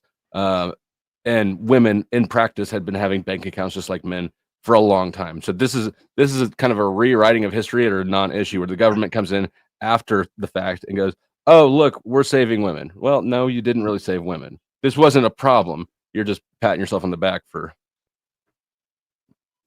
They're taking advantage of the situation. Right. Yeah. Is a part of the sexual dynamic has to do with men having kind of a monopoly on force.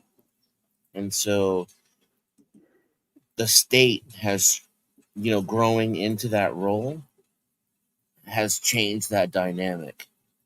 So now women can earn their own money and they can use the state to protect their own property.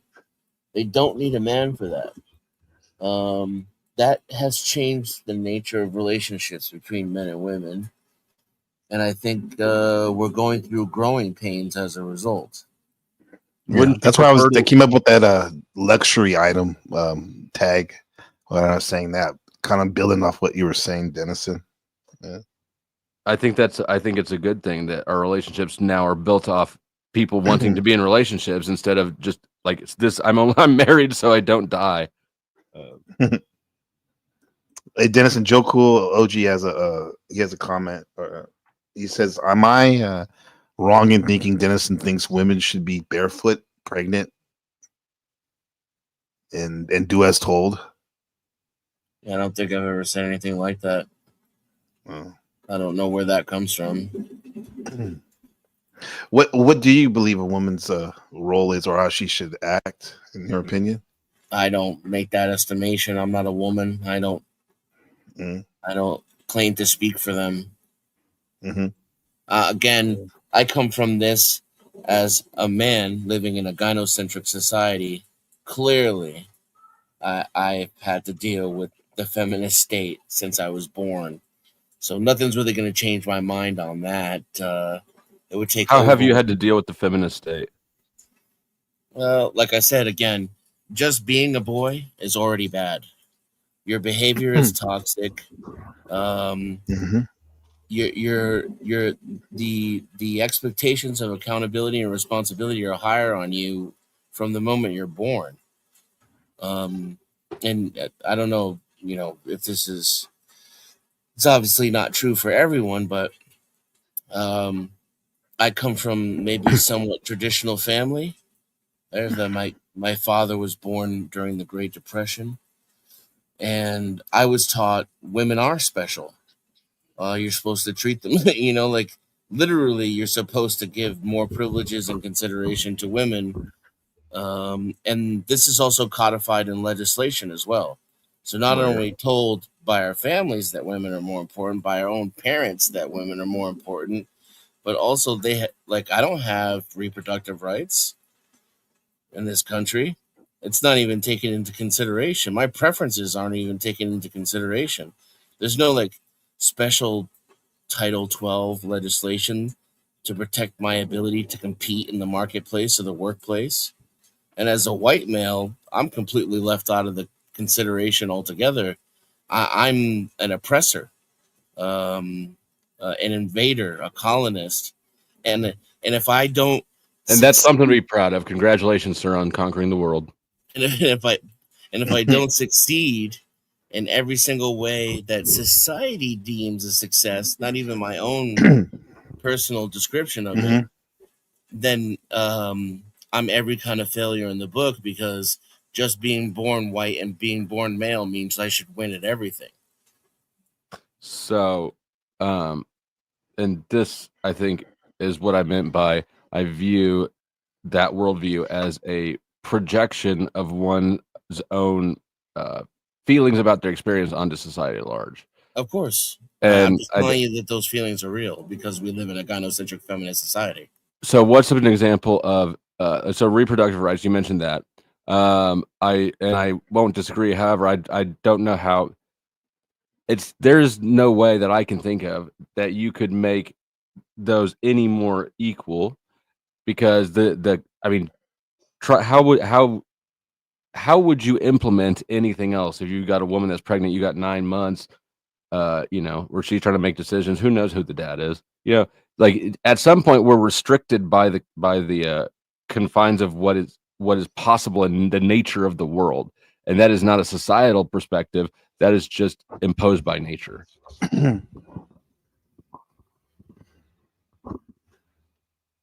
You're on mute. I'm gonna bring in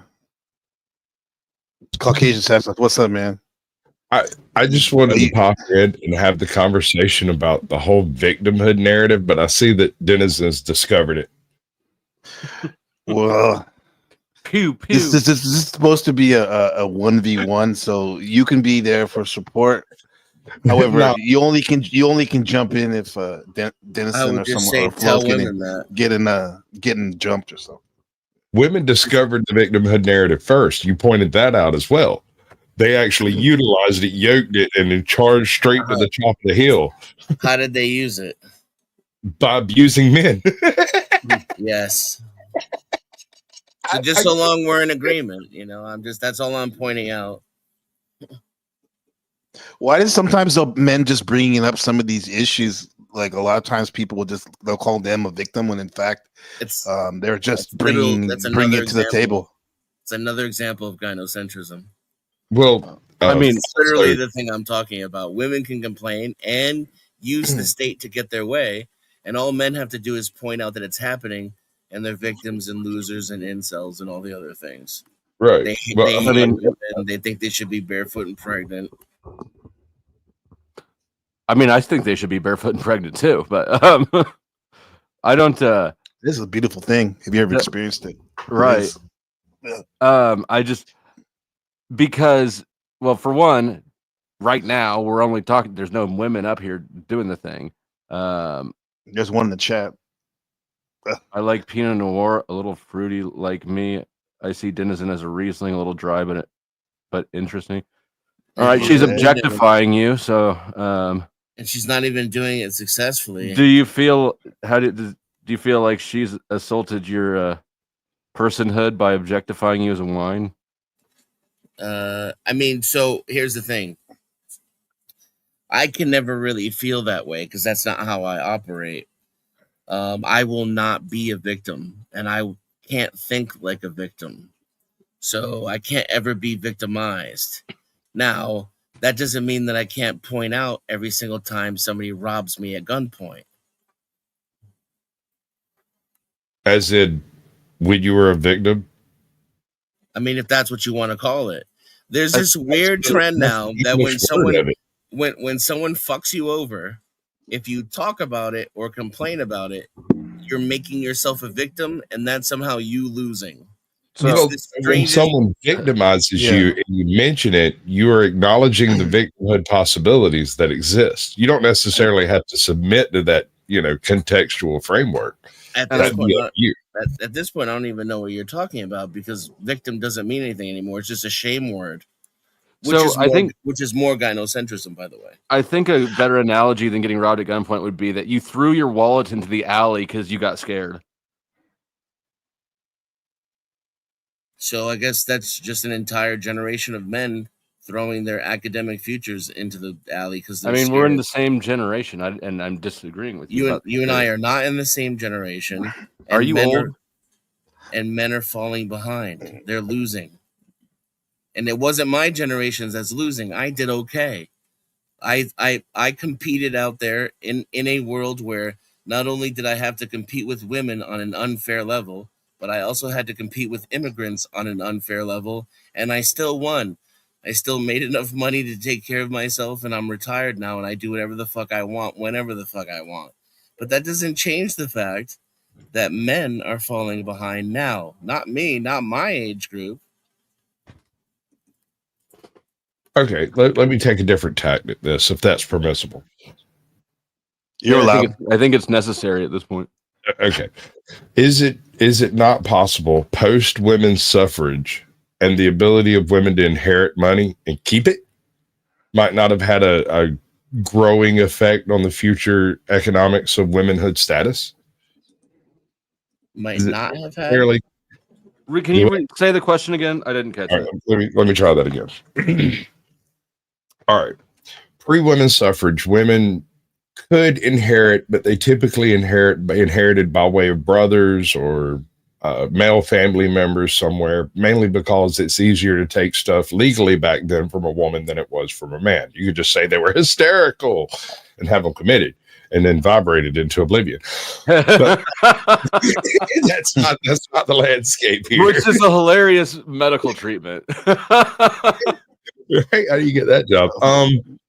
My point is that post-suffrage, which it was a few years post-suffrage, but post-suffrage, the ability of a woman to, like you said, use the state to defend their property and inherit wealth allowed for them to spend money on the things that they wanted to spend money on and just never mention to a man.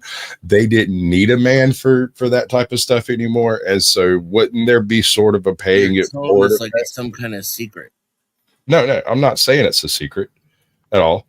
I'm just saying that most people don't consider the financial effects of having a significant portion of the population inherit money that previously have been associated with them. I specifically brought it up. I might have missed it. So I definitely mentioned it. You see, you quoted me a little while ago while you were talking about it, like how I said earlier.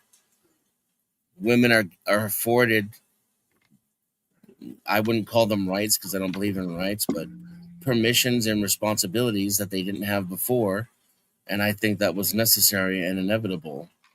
And we're not. The problem, as I see it, is not an upward mobility of female academic and economic status. It's the sudden jump off of a cliff for men, right? So, and again, in a gynocentric society, we're told that if men make a majority of the money and have a majority of the wealth and a majority of the power, that's unfair. It should be illegal, and we should enact laws to enforce society to be the exact opposite, because at least women should have an equal chance. When other single women who have never been married and are employed for the first time are making more money than men, men aren't graduating college anymore at the same rates. They're deleting themselves at higher rates. Both genders are more lonely than they've ever been, and they're having sex less and getting married, waiting to getting married longer. That we've overcorrected, perhaps, and that, you know, if what's good for the goose is good for the gander, literally, I guess that's an ironic use of that term. Yeah, well, I mean, let me say this respectfully, real quick. It's the 2-hour mark, and this is my time. I was going to shut it down, but this is a good conversation. We got Sasquatch up here, so I'm going to keep it going. But just remind people that donations are appreciated.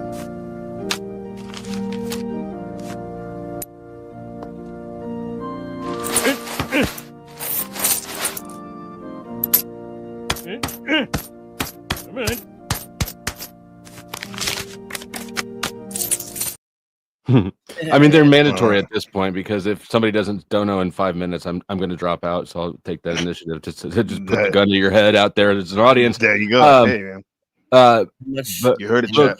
Real quick, let me point out though that, like, so with the college race, for example, men are also the only demographic that can just drop out of high school and find a job that will support themselves. So I think women entering college is more reflective of the fact that that it's more of a necessity for them than it is for men. Also, college is increasingly a scam for most people who go to it, and just a lifetime debt trap. So yeah, John Galt yesterday on his stream, he played at a historically black college. I think it was Howard in DC. They were interviewing women like right after they graduated, and like 90% of the 10 women they talked to all said they're going to school, like you know to graduate school and doing this. It's like only one of them said they were going to actually work, and we figured it out. It's like 16 plus years of school, you know, without any experience. It's pretty wild. All women too. I think becomes professional students. I mean, that's not that's not a job. That's just a way of life. That's not an income. That's just grants. And I think that's harmful to these women. To be a career student for 20 years and then be an indentured servant for the rest of your life, that's not a positive. That's not women getting ahead. Yeah, don't and get where me does wrong. where does the baby come into Feminism play? is fucking over women, right? Like, I don't think any of this is good for them in the long term. But at the same time, I think like a woman. I think we're very different. That's just me personally. And I think that they have to make their own decisions, because this is, we can't have another 2,000 years of women not being autonomous. That's how we got into this situation to begin with. But I don't think feminism helps women. It's fucking everybody over.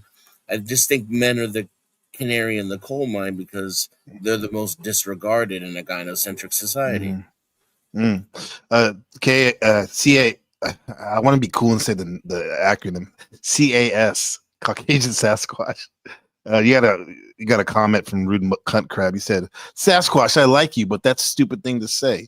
What you're talking about puts women on an equal playing field." Dennison is saying that they have better opportunities than men.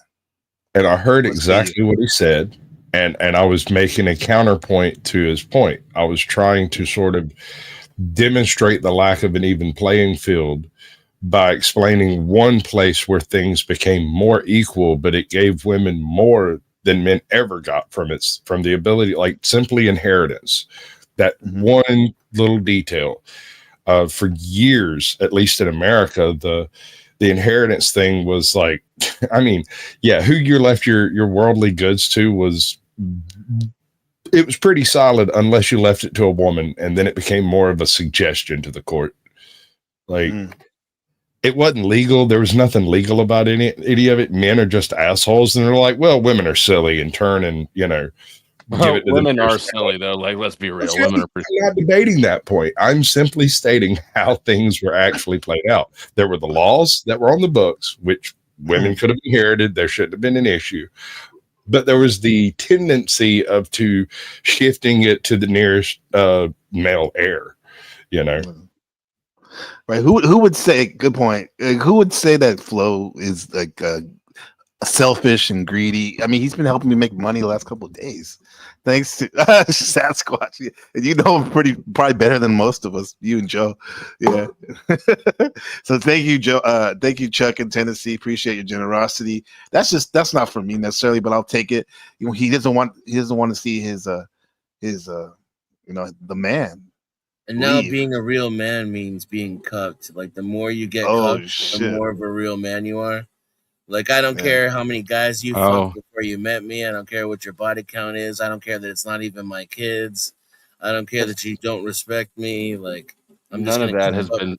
I'm going to keep up my manly duties. Yeah, that's not. I don't know who Chuck is a man. I don't know whether to shake your hand or kiss it or bow or what. I feel like breakdancing. Thank you, Chuck. I'm sorry, Flo. Go ahead. So, I mean, part of, I think, masculinity or being a man is expansive, right? And I mean, you can call being generous cucked, but it's all, you could say even easier that it's a display of power and prosperity, and right. I agree. I think that, man, that's definitely generosity. We're gonna take the king archetype, man. I have single mothers. We love friends. Sometimes I take them out for dinner with their kids. I wouldn't say that I lack generosity. I would not say that that's being cucked at all. I think no, I wouldn't either. I would say it's when you get yourself into a domestic relationship with a woman who doesn't even tell you, like, you don't even know if it's your own kids or not, which is more often than not. That's literally don't you think that happened way more in the past? I don't know. I wouldn't. I have no reason to think you're wrong. I never thought about it because the sexual taboos were stronger then, and so if you had a girl who got pregnant under suspicious circumstances, you're much less likely to investigate things and way more likely to just try to sweep it under the rug. This is where the phrase goes. I think the real meaning behind it takes a village to raise a child, because nobody knew a lot of times who the father was. So they're like, fuck it, we all the daddy. Yeah. All these kids are being born with full beards down here in the southern draw. We don't know what's going on anymore. That's my fault. Between him and Sasquatch and Clinton, man, they got a whole clan out there. The fools, probably. All right, you be careful with the use of Dixie words. Mafia. I'm from Georgia, and when you start talking about clans, it gets kind of legal. No, there is a clan. We call it me and Shadow call it the corny. What was it? The corny knighted clan. We were watching that Mad Mystic and Speakeasy on the same planet. Isn't that a dumpster fire of white trash energy in one spot? That was bad. She's literally in a trailer. It's like general population right there. Yeah. Sasquatch, do you claim her if she's from Georgia? Mystic? What is a mystic? I'm sorry. Mad Mystic. You don't know? She's got a channel. I'll drop you the link. But yeah, between her and Speakeasy, there are more amateur tattoos on that panel than.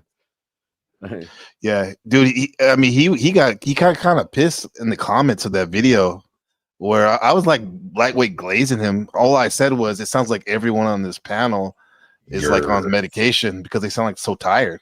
And he was like, "Oh man, I've been up for 48 hours straight, man.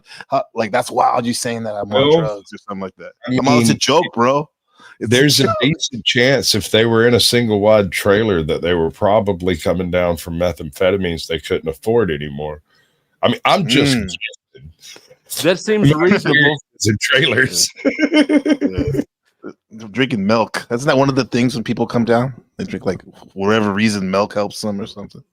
I don't know about all that. Like, I mean, I guess I did drink more like milk, chocolate milk and shit because you don't want to eat, and so it's like something with substance, but it's like a protein shake. I had a little bit of a different issue. He got it.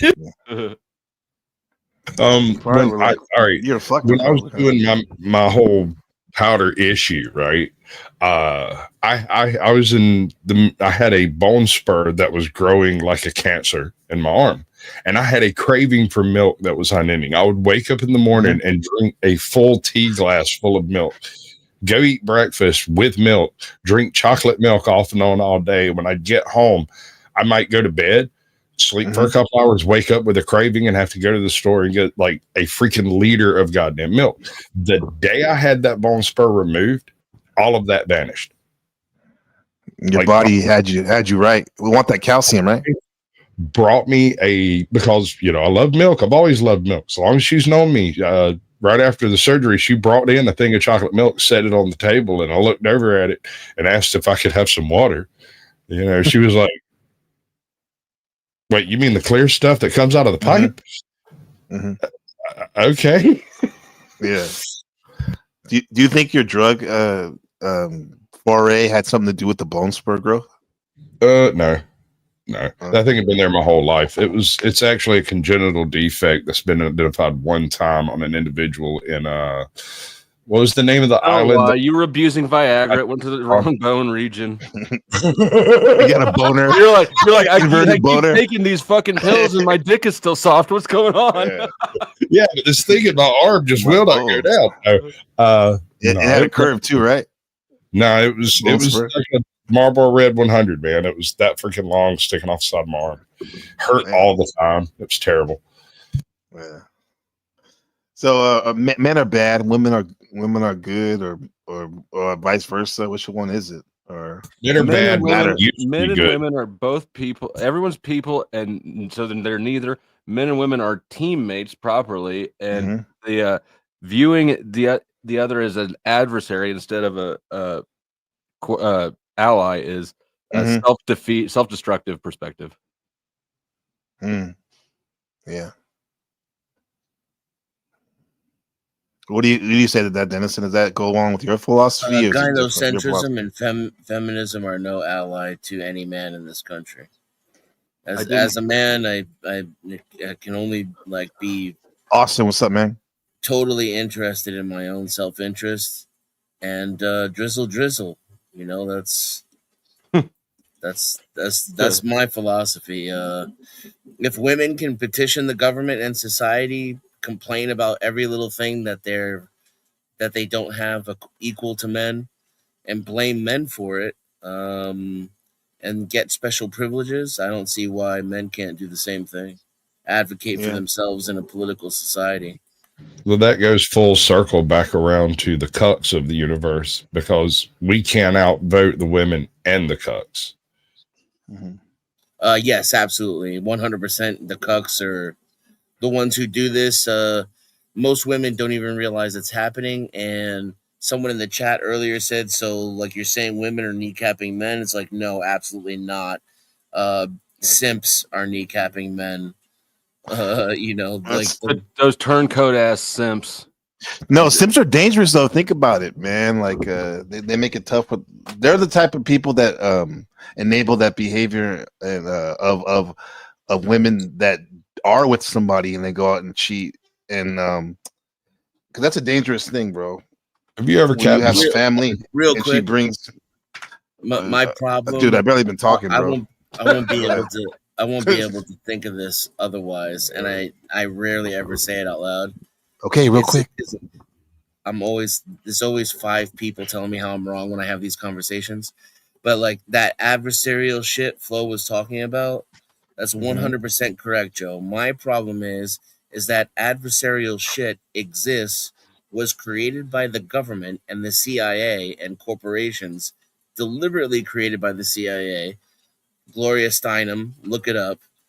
And I'm being told that it's me doing it, that it's all in my head, that if it weren't for me, it wouldn't even exist. This is my problem. Like, the adversarial thing came first. It was before I was born. I didn't do it. I'm merely growing up in it. Real quick.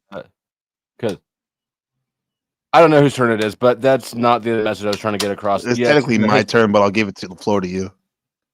Yes, what you said about the history of the CIA trying to weaponize wedge issues, that is real. However, the fact that it's being successful is your problem. That's all. It's wildly successful. It's clear too. It keeps rearing its ugly head in various different ways in our society, and it's only getting worse. At the same time, there is a legal egalitarianism that is occurring, like the examples Flo brought up earlier. The fact that, like, literally new custody laws are being written to specifically be 50-50 mocks a certain change. And I wouldn't be surprised if 50 years from now we were having the opposite conversation.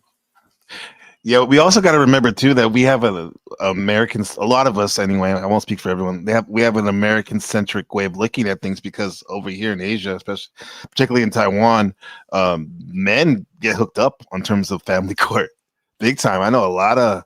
I was very surprised too. Some of my female students, the older ones, they had families and kids, and they got divorced, but they didn't even have the kids. It was quite a few, because their husbands got them, and they weren't like they were like drug addicts or deadbeats. They had jobs. They had, they're upstanding citizens and whatnot. Yet the courts over here, they favor men. I'm not favor men, but that's part of that same sort of, and I don't like using the word misogyny in a sentence like this, but the system is leaned towards giving the money or the inheritance or whatever, children, resources to the strongest male in the line to protect it, supposedly, but really all it does is consolidate power and money under a single name, and it builds in it on a anecdotal level. I've seen it in my family on my wife's side. It brings a lot of drama too when that son, just because he's the oldest and he has 7 brothers and 1 sister, for example, and he holds that money like it's the last coin on earth, like Mr. Crab from SpongeBob. That's when you need to get medieval and start slaughtering relatives. Yeah. Well, I mean, it is Taiwan. Y'all could get away with it. I mean, no one would expect it. Funny enough, Taiwan is more Western than all the other Asian countries I've been to around here. It's just that part in terms. What'd you say? I was just being retarded. Sorry, go ahead. You want number one, Bucky? It was a city walk joke. Yeah, it was. Welcome to City Walk. Hero cowboy. This is funny. Just thinking about a Western. Yeah. Anyways, I'm retarded. No, but it's a weird thing. But like Sasquatch was saying, like they do favor the male, the firstborn male particularly. They have that traditional. They're down with the Confucius way of doing things, honor your elders and all that shit in the state. However, it's a weird place too, because this is one of the most progressive countries. It's the only country that legalized gay marriage in Asia. Well, the first one, and I think now Thailand did, but it's an interesting spot. I'll be talking about it more. What goes on here? But, you mean the land of the ladyboys is behind the times and yeah, gay marriage? They weren't first. Taiwan was the. I'll be perfectly clear that I did not bring up the CIA in this one. I was just about to ask, but I think you certainly reset the topic with them though, Sasquatch. Between NPC and actually between all three of you, I'm sure that there's a lot of information here. How did the ladyboy phenomenon come to be? Like, how did that get there? In Thailand? Yeah, like why or what? I mean, off the top of my head, I know it's a very feminine, slanting society. Like even the men there that are masculine, and moggers, for example, they have this feminine way about them too. It just seems like if you're trying to sell sex as an industry, with sex with women, it's easier to just use the women that you have on hand than to create new ones out of not. I don't know. It just women are too busy becoming CEOs and prime ministers now, man. You got to get those lowly college uneducated men to fill up the gap, and so this is what we have to look forward to if feminism continues to. I'm saying like that. This to me, it's the perfect. Like it crosses the T and dots the I on my supposed delusions that are only in my head. The fact that men are competing to be women. And we're finally at a point now where the men are starting to win at being women. So now the women are like, hey, wait a minute, and I think that's a good thing, growing pains. Bro, I was so flummoxed the first time I had a woman explain to me that a man should compete against women in sports. And that 5 times, and I'm not joking, I'm dead. Back up. LGBTQ people seem to be so socially accepted to the extent that even the Thai tourism organization. There are many explanations. There you go, Dusty. Since you really want to know this question, Johnny on the spot with it. Here we go. Quick thing. Thailand, the country of Buddhism. 95% of the population are Buddhists, and almost all men enter temples and become monks at least once in their lives. It is a very religious country, but also home to sexual minorities, especially those of transgender sexual orientation. So why are there so many LGBTQs in Thailand? In Thailand, Miss Tiffany Universe, a transgender beauty competition, has been held for more than 20 years, and the competition show is broadcasted through Thai television.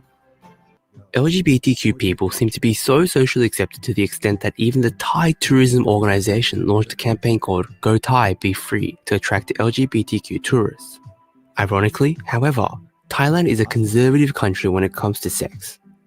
You're conservative about sex but openly accept sexual minorities? What's going on?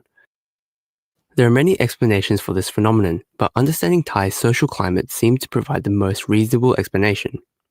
First of all, Thai means free, so Thailand's name actually means free land. It is said that Thai people value freedom and respect the freedom of choice of others, and therefore it is easier to change sex than other countries. Secondly, Thai people, of whom 95% of the population believes in Buddhism, view LGBTQ from the perspective of karma. Living as a sexual minority is therefore thought to be the result of the person's karma, and that it should be viewed and considered by others with the eyes of mercy. In all, the number of LGBTQs have increased as a result of greater societal acceptance due to this traditional Buddhist perspective towards LGBTQs, in addition to a general social atmosphere that respects freedom. In other words, because there is less discrimination against LGBTQ people, many people decide to come out and live freely as LGBTQ people. Of course, there may also be economic reasons. I see you and raise you a gay bomb. What's a gay bomb? Gay bomb. Open your mouth. Open your mouth and give me Glad you asked. Yeah, that's just where the top is going.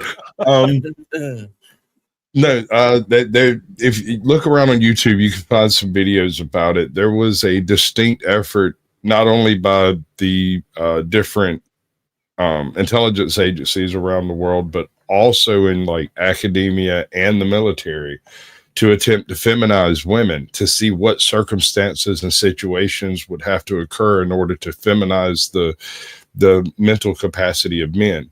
Did I say women? I meant yeah, you did, but we got you. Say women. And lady boys. Lady boys. Well, it's thought, or at least, these policies and programs were supposedly shut down back in the late 70s. But then when you carry that type of premise forward and look at the results of modern society, it looks like a mix between a successful result of those experiments and the mouse utopia. Mouse utopia? Oh, you mean that study? Yeah. That's that where they overcrowded the mouse and people became asexual, and then there was deviance as well. A lot of chaos. Huh? Yeah. First of all, they weren't people, but yes, their social experiences altered to such an extent that they could no longer reproduce with the other mice in the container. So you ended up having like population crashes and booms and stuff. Yeah. Yeah. Mm-hmm. What's up, Mindful and Sherelle? We have a lot of women in the chat, but it's always like that. Allegedly women. Hello, Ezra. Oh, God. Hey, Sarah. We have not checked all of them individually. Well, you've only checked this one, right? You know, that's the only one that you've checked. I can confirm that God made that vagina. If you throw it in the air, does it come back to earth as sunshine? Wait, what? You found your peeps. What did you say that again, Sasquatch? Said if you throw it in the air, does it come back to earth as sunshine? It's just, I guess so. I don't know. I've never thought. Hold on. None of you see the issue is it's attached to a person, and she might not be a big person, but it's a quote from Harlem Nights. They asked for a good I've never hug. even heard of that movie. Why would you think I've seen it? God, I've never heard of. Oh, he's not a movie guy, Sasquatch. He's definitely not a movie guy. Red Fox, Eddie Murphy. No, Yeah, he's not. no. Surprisingly, you think he would, Ben. He's not a dog person either. That's one other thing I'm kind of. There's a scene in there where a big black bitch gets her pinky toe shot off. He thinks that's funny. That's all you had to say. Guess who? I know. we just put him on the list. Did you hear what Denison said? How's that funny already? Jeez, Flow Stay. I was thinking you were the one of the few big person who's not a bigot in the panelverse. Jeez, I'm not a bigot. I think that violence. I said you're not. That's why that laugh surprised me when you said that. What's a bigot again, real quick? The delivery was funny. Okay, all right. But Well, specifically, anyways. Anyways.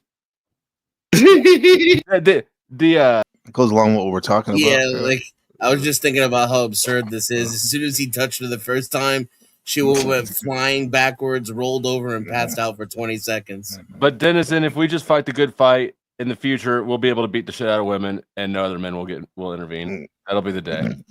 No, we just won't live in a society where I just don't want to live in a society where they pretend like women can fight men equally.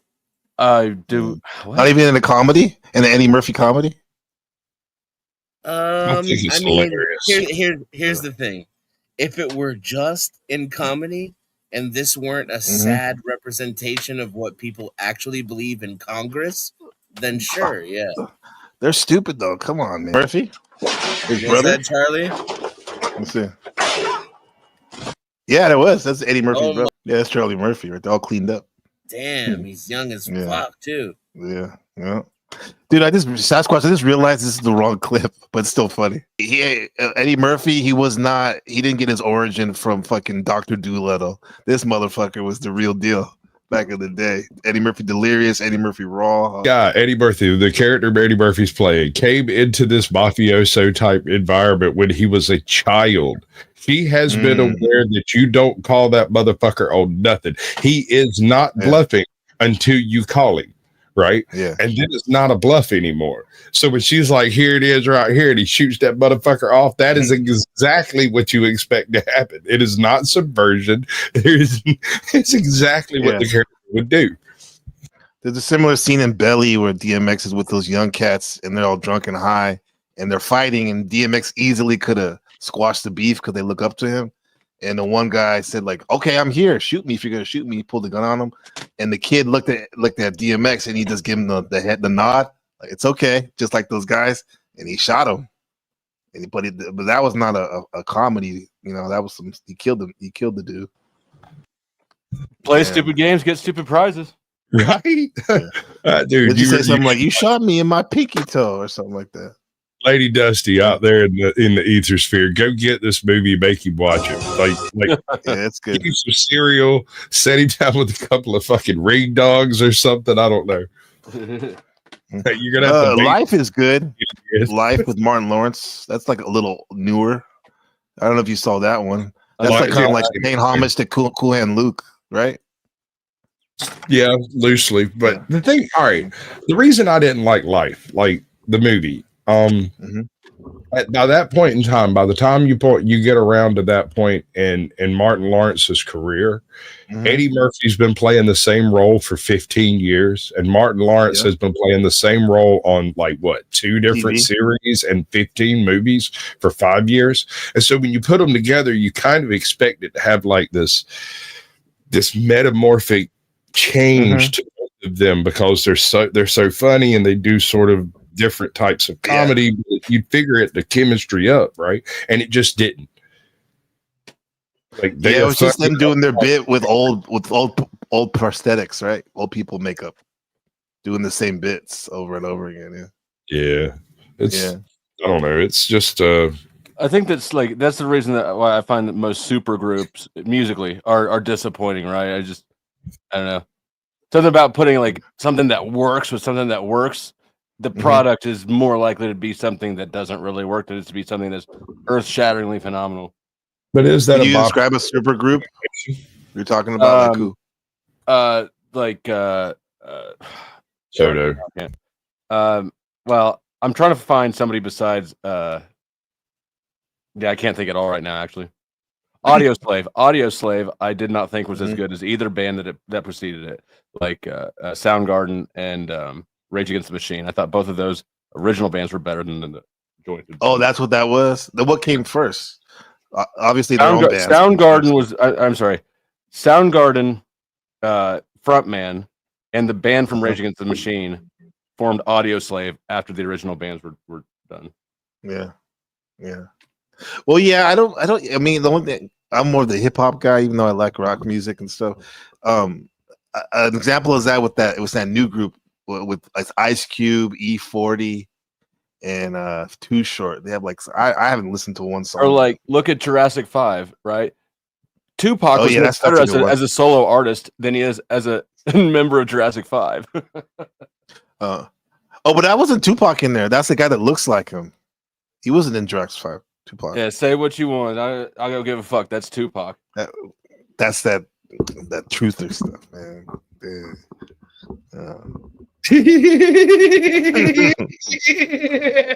That laugh. I'm so glad I got to hear that. What? That truther stuff? That was the Headbanger's Ball, wasn't it? Headbanger's Ball was the TV show, right, on MTV. Yeah, that was a good one. What was the band that it was Guns N' Roses band with the lead singer Stone Temple Pilots. Perry? No, I mean that's Jane's Addiction. Velvet Revolver? Yes, thank you. I thought Velvet Revolver was real good because I'm not a big Axl Rose fan, and I am a big Scott Weiland fan, so I thought that was just an all-around improvement. But that's another example of it. The point is, when it comes down to it, the point is the sum of its parts rarely adds up to more than the individuals, right? When you're dealing with people who already have huge followings and whatnot, and they've got a formula and they've got it down and they know what they're doing. When you put two people like that together, it doesn't necessarily represent genius. Well, can we say this about our group, our microcosm of that? This is a super group to a certain extent. Now am I reaching too much? I approve of the reach, and I will allow it. Okay. And we're creating beautiful music. Just don't reach around. Beautiful music? Or have you guys heard of this? VH1 super group band with Anvil guitar. Anvil. That was a big band. Sebastian Bach. I've heard of him as a lead singer. That's Chickenfoot. Is he talking about Chickenfoot? Who was in Chickenfoot? Y'all have wandered into that wonderful realm of things I have no idea about. And, what? Wait. That's the first I ever heard say something like that. So I've had this conversation with Dusty a few times. That there are certain things that I'm more well read than I should be. I thought you eat encyclopedias for breakfast or something. Chickenfoot is Sammy Hagar, the vocalist. The drummer is from Red Hot Chili Peppers. The bassist is Michael Anthony, who I don't know what. From Van Halen. and the guitarist is Joe Satriani, who's a solo artist. I saw him live decades ago. He's great, but this is an example of a super group. Yeah, and they're actually good. They're good, but I would say, in my opinion, they are less good than you would expect the sum of the parts to be. Right. Yeah. Too many egos or something. It's just if you've got something that you already think is a 9 out of 10, right? And then you put 4 9 out of 10s together into a band, you don't end up with a 36 out of 10. You end up with an 8 or a 9 out of 10, right? So it's just sort of the perspective. Let's use that metaphor for it. There's a bunch of there's one baddie, a girl, she's an 8, right? And she's going out to the bar, or hopping the bars, maybe going to a lounge or a club with with 4 other 8s, 7s and 8s. Now, is she better by herself or better as a group? Are they better as a super group? Well, I think the important point here is that it doesn't matter how many 8s there are. You've only got one dick. So your sexual experience is probably going to be an 8. At least, huh? Sasquatch, you got more than one, or you got access to the toys and devices? I'm not offended by the concept of women reaching complete orgasm. I don't have an issue with that. I thought you were going to say around. Yeah, exactly. Yeah. Hey, wait. Untrackable. Do you know what they call? All right, so with that little bit of irritating flesh around the outside of the vagina. You know what that's called? The roast beef, the lips. Woman. The woman. Oh, the woman. Yeah, there you go. That's, oh my God. That's like what Max Extreme said. His one of his mantras is NPC. One of the worst things about women is that they have a vagina. I don't know how to take that. Did he say that? Yeah, I think Dennis, you were here when he said that. Right? Yeah, well, I was able to establish he's gay though, so that's kind of he doesn't speak for heterosexual men. All right, let's cover that ground while we're here, since we are here. Is there anyone who should trust something that bleeds for 5 days and doesn't die? I don't know that. I just don't think that this is a metric that will. Okay. If you bleed for 5 days and do die, then there's. This is. I've heard that saying before. It just never made any sense to me at all. So, what I'm getting, I just think you're the metric you're using to assess. Hey, Sasquatch, here's the blood in the background. You ruined the jokes, bro. You ruined them all by over-explaining the opposite. But I like it. Hey, Flossy, are you on the spectrum? You mean I hijacked that shit? I take it. This is my joke now. Okay, all right. You can have it. I gave it away. It's free. I wasn't trying to charge you for it, bro. But it's more fun when you resist. I'm sorry. I'll resist from now on. My bad. Well, we got the super group here. Let's end this segment, but I wanted we have this. The medium is the message. I wanted to show you this short little video about Marshall McLuhan, the great media theorist. What do you guys think? Hold on. All right, let's do it. And on the highbrow note, the medium is the message, declared Marshall McLuhan. He even wrote a book with that name, except that when the proofs came back from the typesetter as the medium is the massage, he liked the mistake in the title so much he kept it. This has confused people ever since, though he might have intended a video on massage and mass age. But what does the medium is the message really mean? It's a deliberately paradoxical statement. When you get a message, it's the message that's the message, isn't it? The content rather than its form. McLuhan's genius was to focus on the medium itself. He argued that throughout history, what has been communicated has been less important than the particular medium through which people communicate. The technology that transfers the message changes us and changes society, the individual, the family, work, leisure, and more. Take the shift from oral cultures to print-based ones, for example. McLuhan thought the printed word encouraged an emphasis on the visual, whereas in earlier oral cultures, when speech was everything, the dominant sense organ had been the ear. The electronic media of his day, the telegraph, radio, television, and the telephone, were, he thought, unifying people and encouraging participation, though perhaps at the expense of greater conformity. What was emerging was some kind of global village. It's almost as if he was writing about the internet.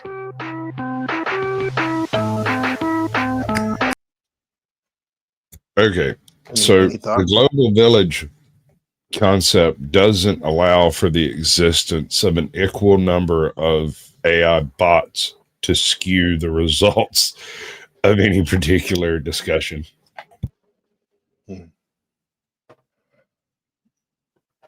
Yeah, if you go by number of posts or virality, then we're living in a bot-driven world.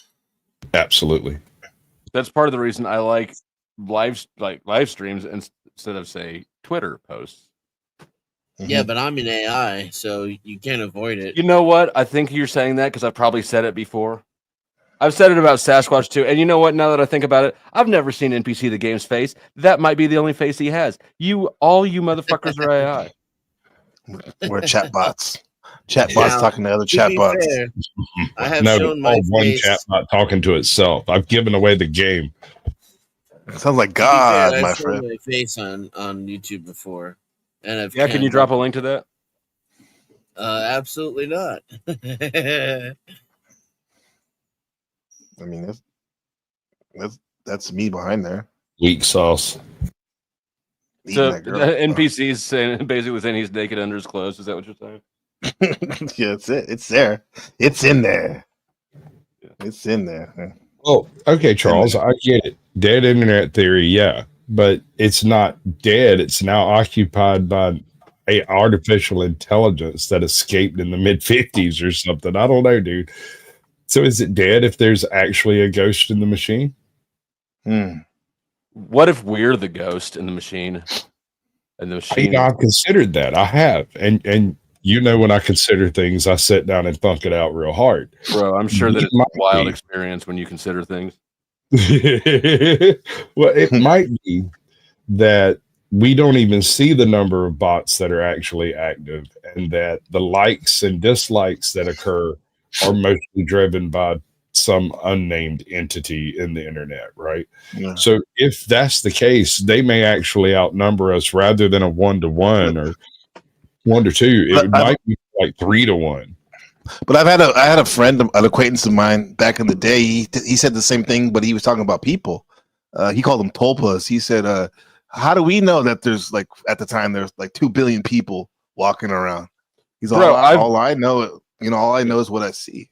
You know what I mean? 8 billion people seems like, now I haven't traveled much of the world, but from the amount of world I have traveled, and the amount of people, 8 billion seems like a lot. But you know, let me not waste my energy second guessing. We don't have 8 billion. How many people do we have on Earth right now? Allegedly, 8 billion, right? Is it 8?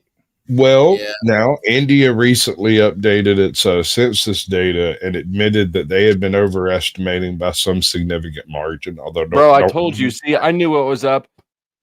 China has been forced due to goods consumption and imports and stuff to admit that their functional now I don't know what they mean by functional, why that word's stuck in there, but it was in there. But their functional population is about 1 billion less than they had previously stated. Who are the dysfunctional population? That's what we need to know. That's the issue I had with it.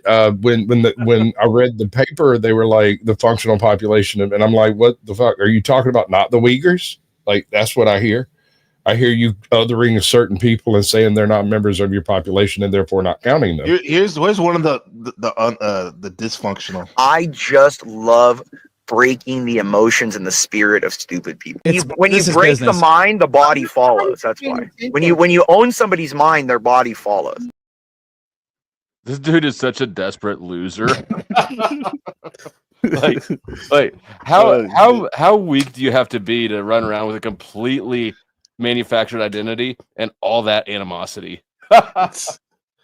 I mean, it just seems exhausting to me to be that angry. Ever. This is a man who's never succeeded or wanted anything in his fucking life. Yeah. How's the office that he works at? What is that looking like, you guys? You think it looks like? It probably looks more like a dirty bedroom. I was thinking a garage, somebody's garage. Yeah, with the poop sock in it. Yeah. One thing I can say for sure is this office does not look like a legal office. That man is not a lawyer. He's an obnoxious Xbox kid who's quick with chat GPT, and even quicker with, you know, whether or not something he says is fact. Like, he gets called out all the time. Yeah. What was that? Who was he talking to? And they're like, "What's fascism?" And he's like, "Wait a minute." You can hear him typing Google. He's so quiet. You can hear. I said Uyghurs. They prefer to be called Uyghurs. Not the same thing. Why are you saying that they're small? Are you blending two words together? What's going on here? No. The Uyghur population are a group of Muslims in China. You're not talking about the small black people. Uyghurs. I'm not talking about not at all. That's like no, she is like Eminem. Yeah, she is though. Okay. Who else? Who in the panel versus like the ortho bro? Ortho guy, ortho dude, or whatever. You guys acting like you didn't think of Speakeasy first. Come on now. I already pissed him off yesterday. Like, I know. That's why I was happy to take the bait. I know that you wanted to say it. I got you, bro. I was just thinking that not saying it was a bit of ball washing, but I wasn't going to say nothing about it until y'all called it out yourselves. Thank you. It was sort of ball washy, but on the other hand, like, he did just set him up for me to take the dunk. So I also gave you the. You got to watch this. I gave you the. I gave you the Chris Paul, the Durant, the little lob right there. Yeah. Someone said the chest is going crazy with speakeasies. Yeah. I'm a team player. I'm good. Mm-hmm. Yeah. Well, I gotta go get my little Blasian. I gotta go pick him up. I gotta go pick up Ben. Right on. Congratulations on your on his scores. Thank you. Yeah, man. I mean, I can't believe they have first grade midterms out here, but I can believe it. This is why we were the semiconductor hub of the world. Little engineers everywhere. Wait a second. Are you sure it wasn't all that rare earths that just hanging around over yonder? It's definitely the enhanced education. It's system. All because his son is smart. Yeah. Let him have this. Okay, yeah, it's all yours, bro.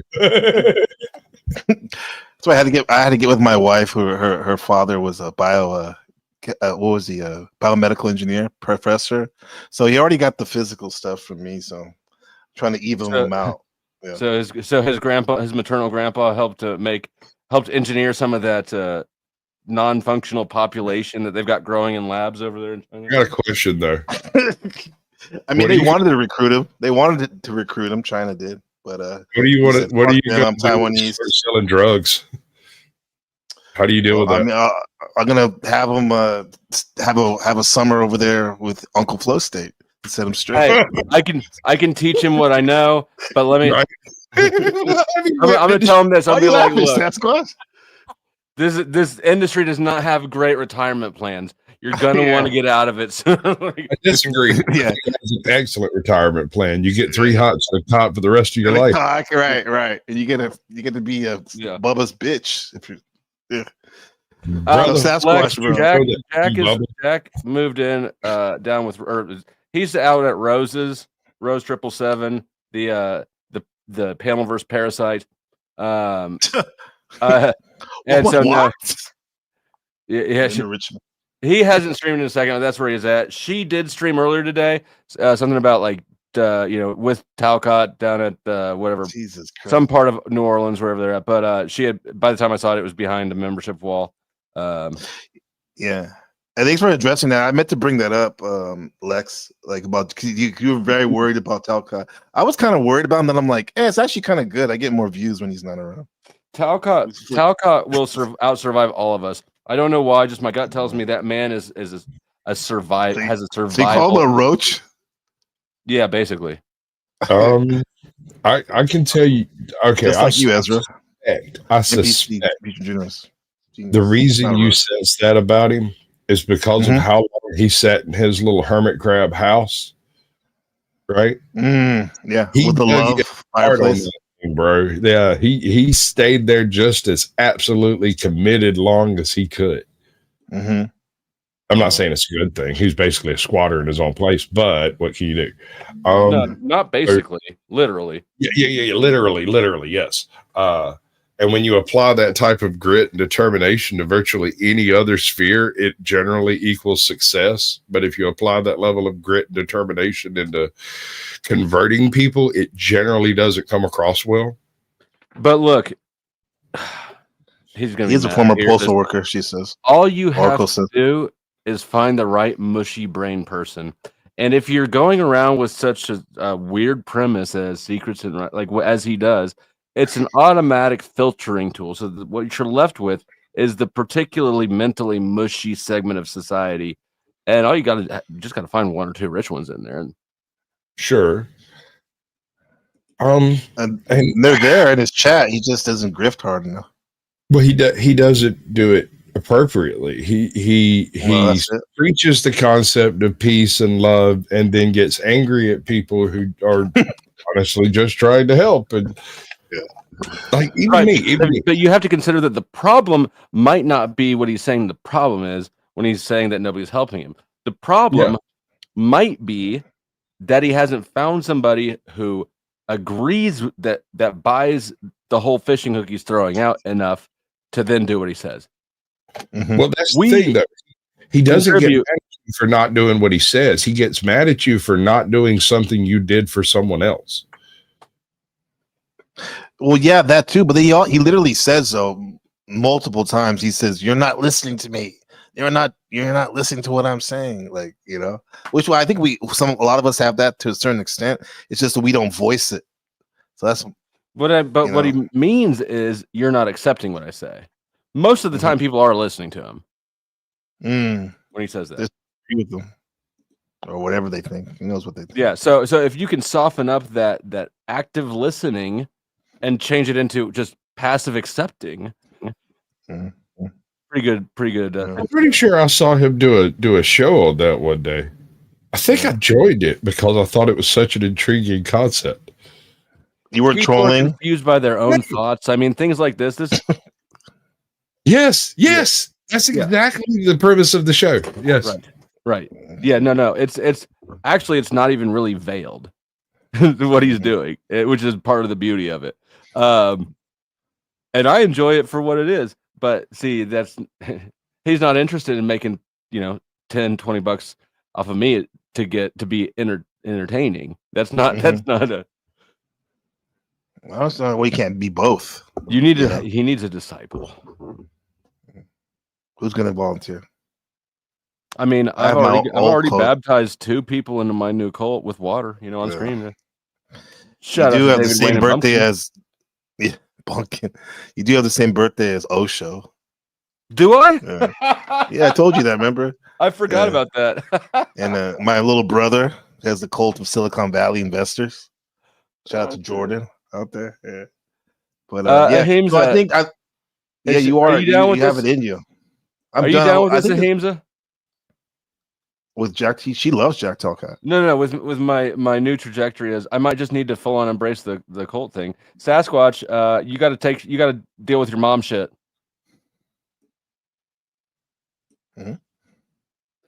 Mindful. I've already started a cult. He's asking you. You can join mine, ladies, if you want to join. Yeah, you can join mine, here, bro. You can't do that. Just like you're not supposed to talk about somebody else's stream while you're streaming. You're not supposed to try to take my. I won't say prospects. Are you trying to start a cult too? My bad. That's I didn't realize. I didn't know, bro. I'm participating in the sex, but not the cult. Okay. Yeah. Have you read my description? It says this is for you, Benjamin, and your culture of excellence. It literally used to say for your future cult, but I wanted to be a little bit more user friendly. Yeah. It is what it is. Right? I feel like just that I had not read it, but now that I'm considering it, I feel like you could really unpack some psychological things going on there with that sentence. Gonna have to unpack NPC Future the game's cult. brain later. Yeah. Well, here's something that I think this is a good segue. You still good? You good, Dennison? I haven't heard from you in a minute. This is it's gonna be a good segue for He's been silent because I'm not in love. He's being oppressed by feminists as we speak. Women are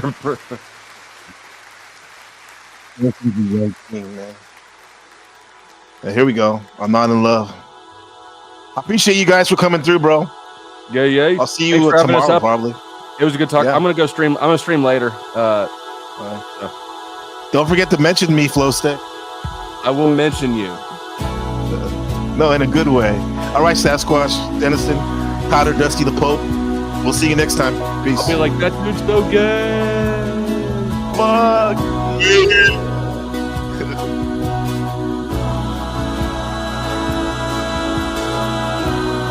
See you in a second, Dennison. All right, chat. Appreciate you. Much love, Snow, as always.